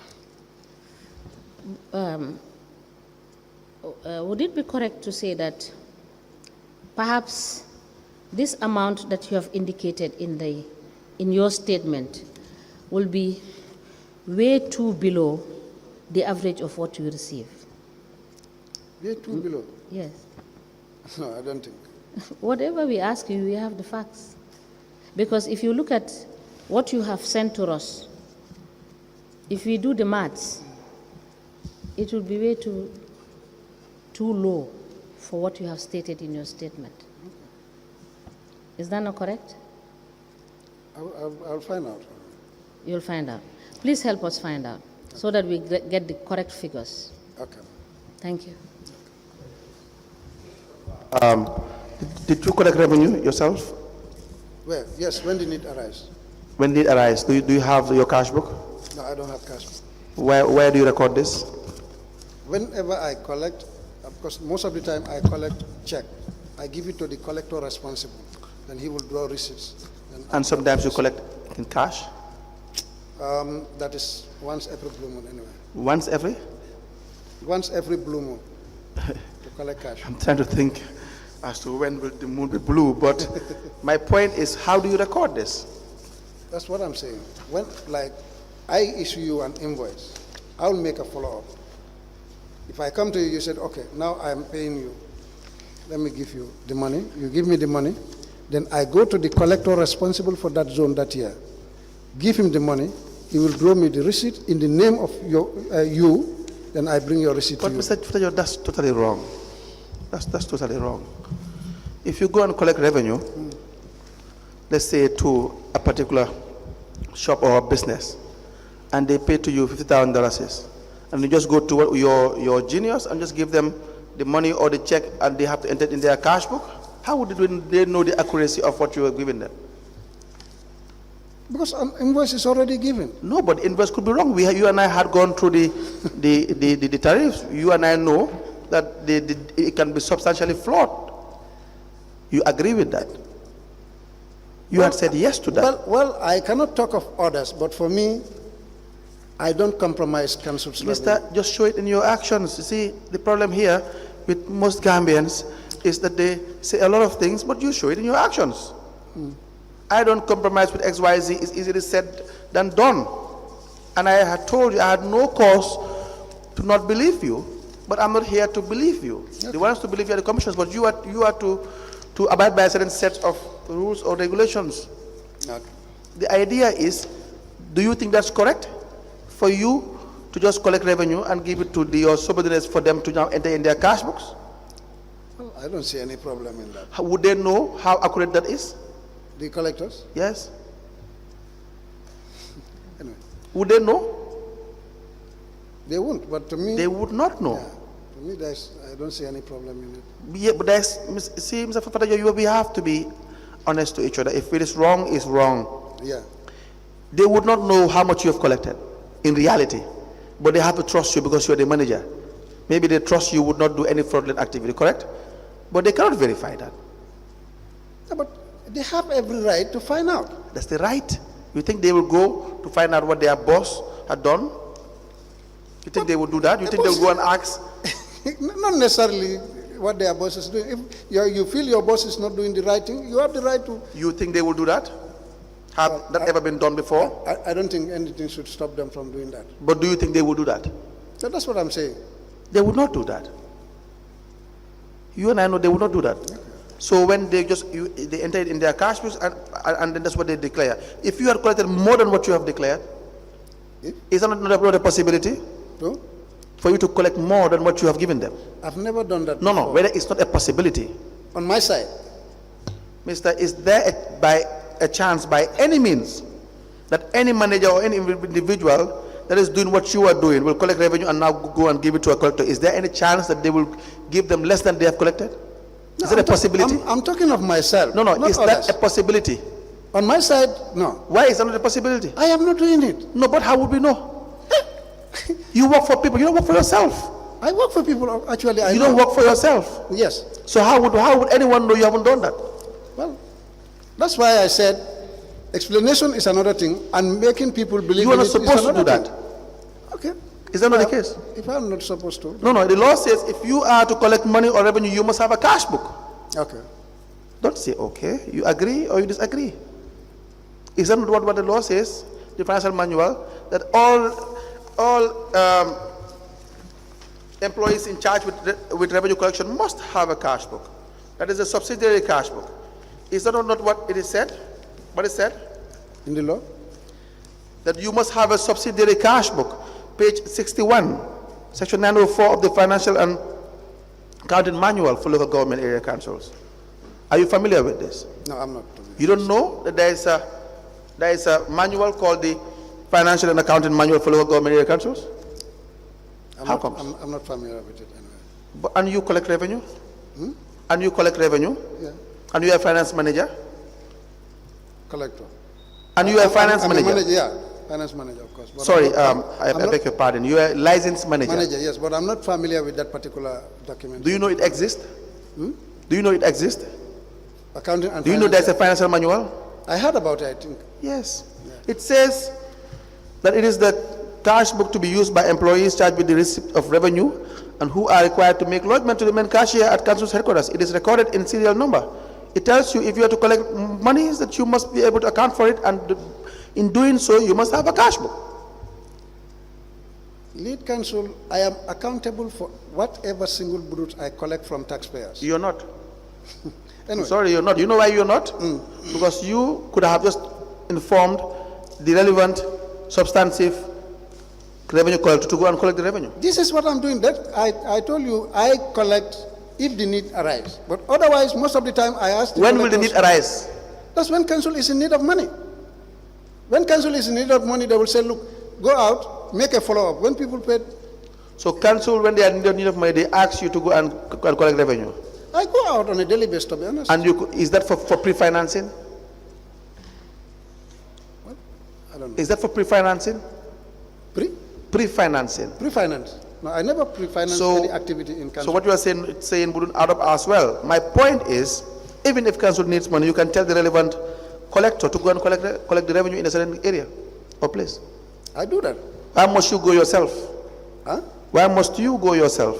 That's, I told you this council. That's when council is in need of money. Like end of month, they will say we have to pay salary, we have to pay A, B, and C. So actually we need something from the field. Now so you enhance your collectors, let them go out vigorously and collect revenue. Yeah. You don't have to do it by yourself. You do it by yourself and you don't have a cash book, you can account for these monies. Do you understand that? Yeah. Anyways, that's all for this witness. Yes, let me just ask one last question. Mr. Fatajo, do you segregate the big businesses like the way you have mentioned it in your statement on page 2? Do you segregate the big businesses and the small businesses and the medium businesses? That is how we were capturing, registering businesses. Yeah. But all of a sudden, because like I was doing it by myself alone. So when we realized that businesses are coming up, then my director called me and said, you cannot do this alone. Why not we engage all the collectors so that they will be registering businesses? Though we segregate them, because like we have various columns under our business registration where you have various categories of business. But at the end of the day, I'm not that much computer Yes. literate. So please bring us that segregation, because we believe that most of these big businesses, they pay you via check, and that goes automatically in your council's account, which receives your revenue. Yeah. Right? So please bring us that information. Okay. Please write it so that you will not forget. Thank you. Mr. Fatajo, thank you so much for coming. We will call you back. You're welcome, ma'am. And please help us get all the books of account that you're keeping and in relation to the ones that we have asked for this morning. Madam Chair, just want to bring it to the notice of the witness, if the chair will permit me. Just one issue. Sir? Just want to bring to the attention of the witness just one issue. Yes, go on, please. Mr. Fatajo, you are very familiar with the internal audit reports. You are very familiar with the internal audit reports. Yes. Yes. You, in fact, made mention of some of these reports. We have the report dated the 19th of April 2022 that you made reference to, and for this particular report is covering January to December 2021. Let me just show you.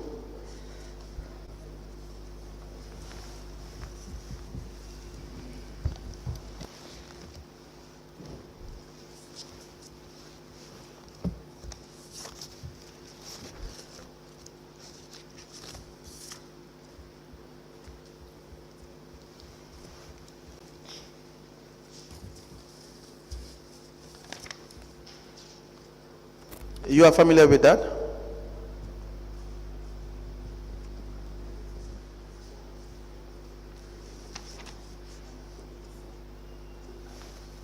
Council, can we be guided on the audit report, the year? Yes, Chair. Let me just, I'm trying to get the registrar to, what is the file for the lawyers? I'm trying to get the registrar to bring out the one that is admitted. I give you my one. I'm just seeing this report anyway.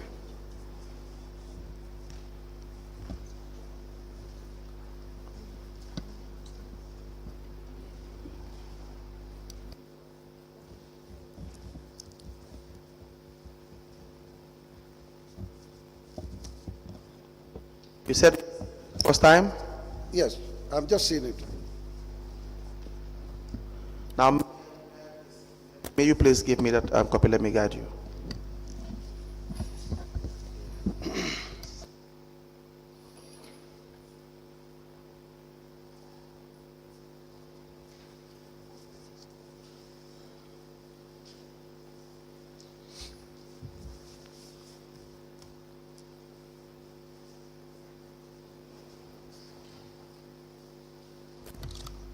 It is the one dated the 19th of April 2022.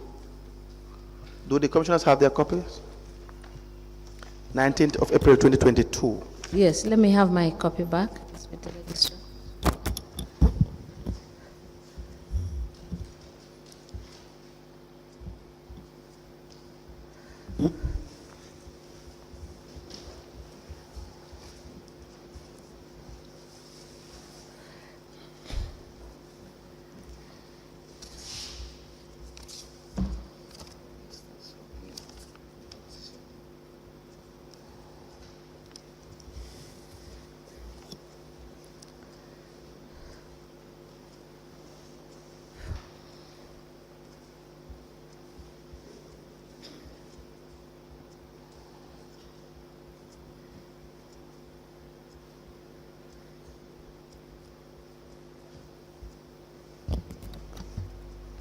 Yes.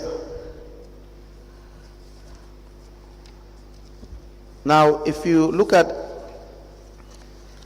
this third page, it says unreturned invoice books by individual collectors not accounted for. Are you there? Yes. You will see your name, number 5, Kemo Fatajo. Is that you? Yes. Invoice number 11501 to 11650, not returned. Invoice number 12301 to 12450, not returned. Invoice numbers 25351 to 25450, not returned. Well, I don't know who generated this particular report, but this is unfounded. Unfounded? You cannot get a new invoice book without returning the old one. Without? Without returning the used one from accounts. You Because can't get. all invoices are kept with accounts. Yes. So they will not give you a new invoice book without returning the old one. That should be the procedure. That what you are saying is should be the procedure, should be the normal way of doing things. And that's how we are operating. That's how. So if they are claiming that this... That is what should operate. Now, this is the internal audit report. Yeah, that's what I'm saying. It's another case. Yeah. You had relied on the internal audit report previously for the case of, is it your Salifu? Yes. Yes. But now it is against you. But You don't want to rely on it. Council, these are two different things. You are comparing two things that are not even compatible. Because I am comparing audits with apples. Excuse me. These are working tools. Yes. They are all stored in the account. Yes. You cannot get a new invoice book without returning the old ones. So now here they are claiming how many books? 1, 2, 3 books.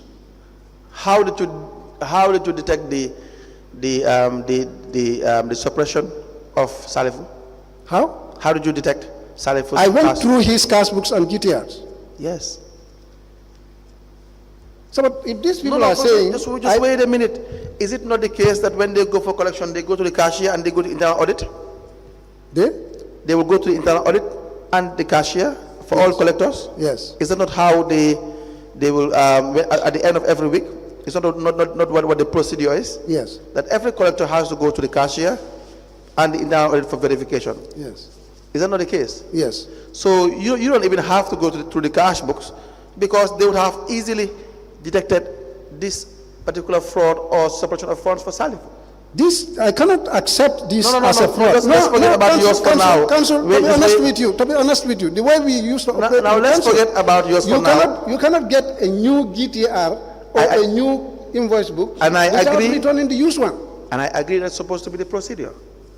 And this is how we are operating. I know. Now let's leave yours for now. Okay. You had said that I am comparing two things that are different. Salifu's case and your case.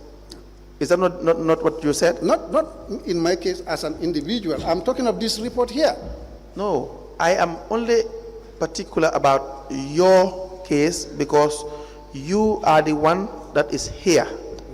Yeah. The others, Majuba, Ibrahim Njai, Anna Marie Gomez, Ami Sanyang, Abdullah Gay, Danjo Tarawale, Fanta Diba.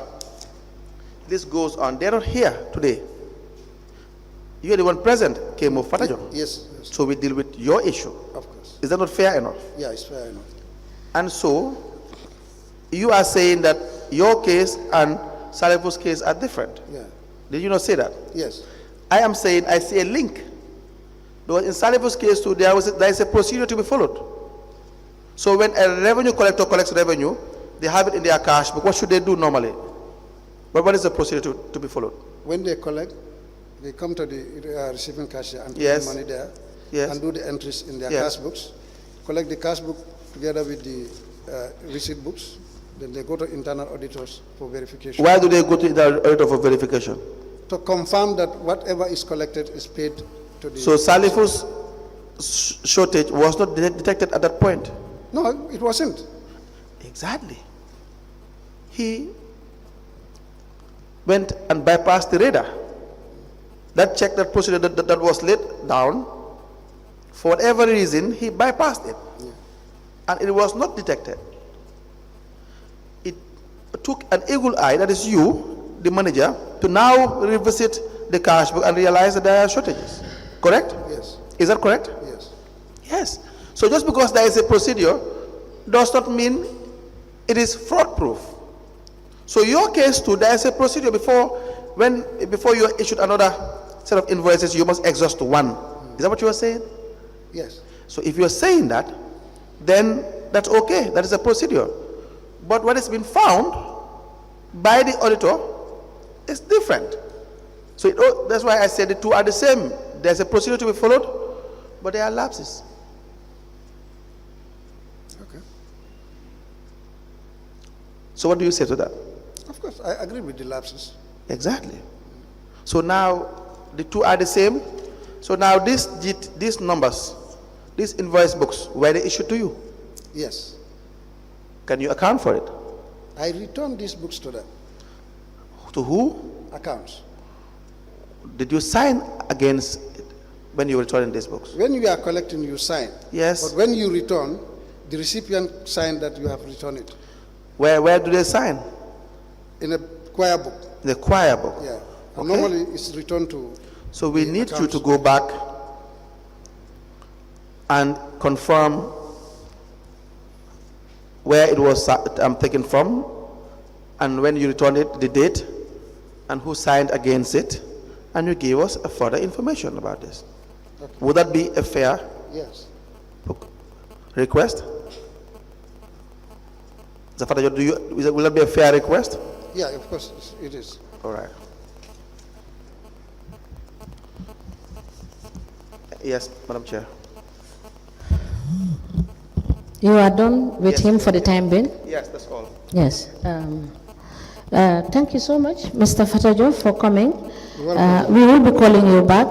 So please endeavor to bring us these documents by Thursday. Yes, by Thursday. Okay. Thank you so much. You're welcome.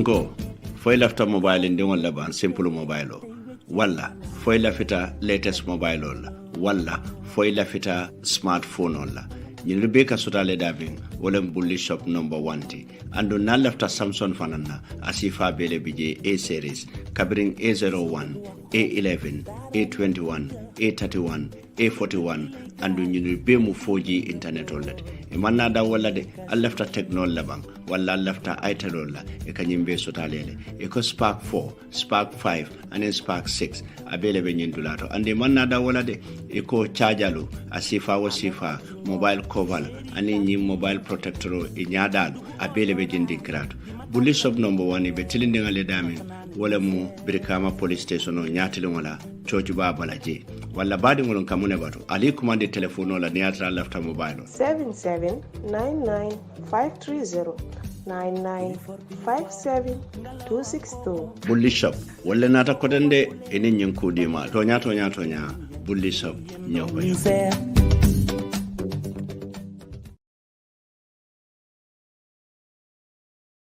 Mengbe Kering. Nkafo wole nyama.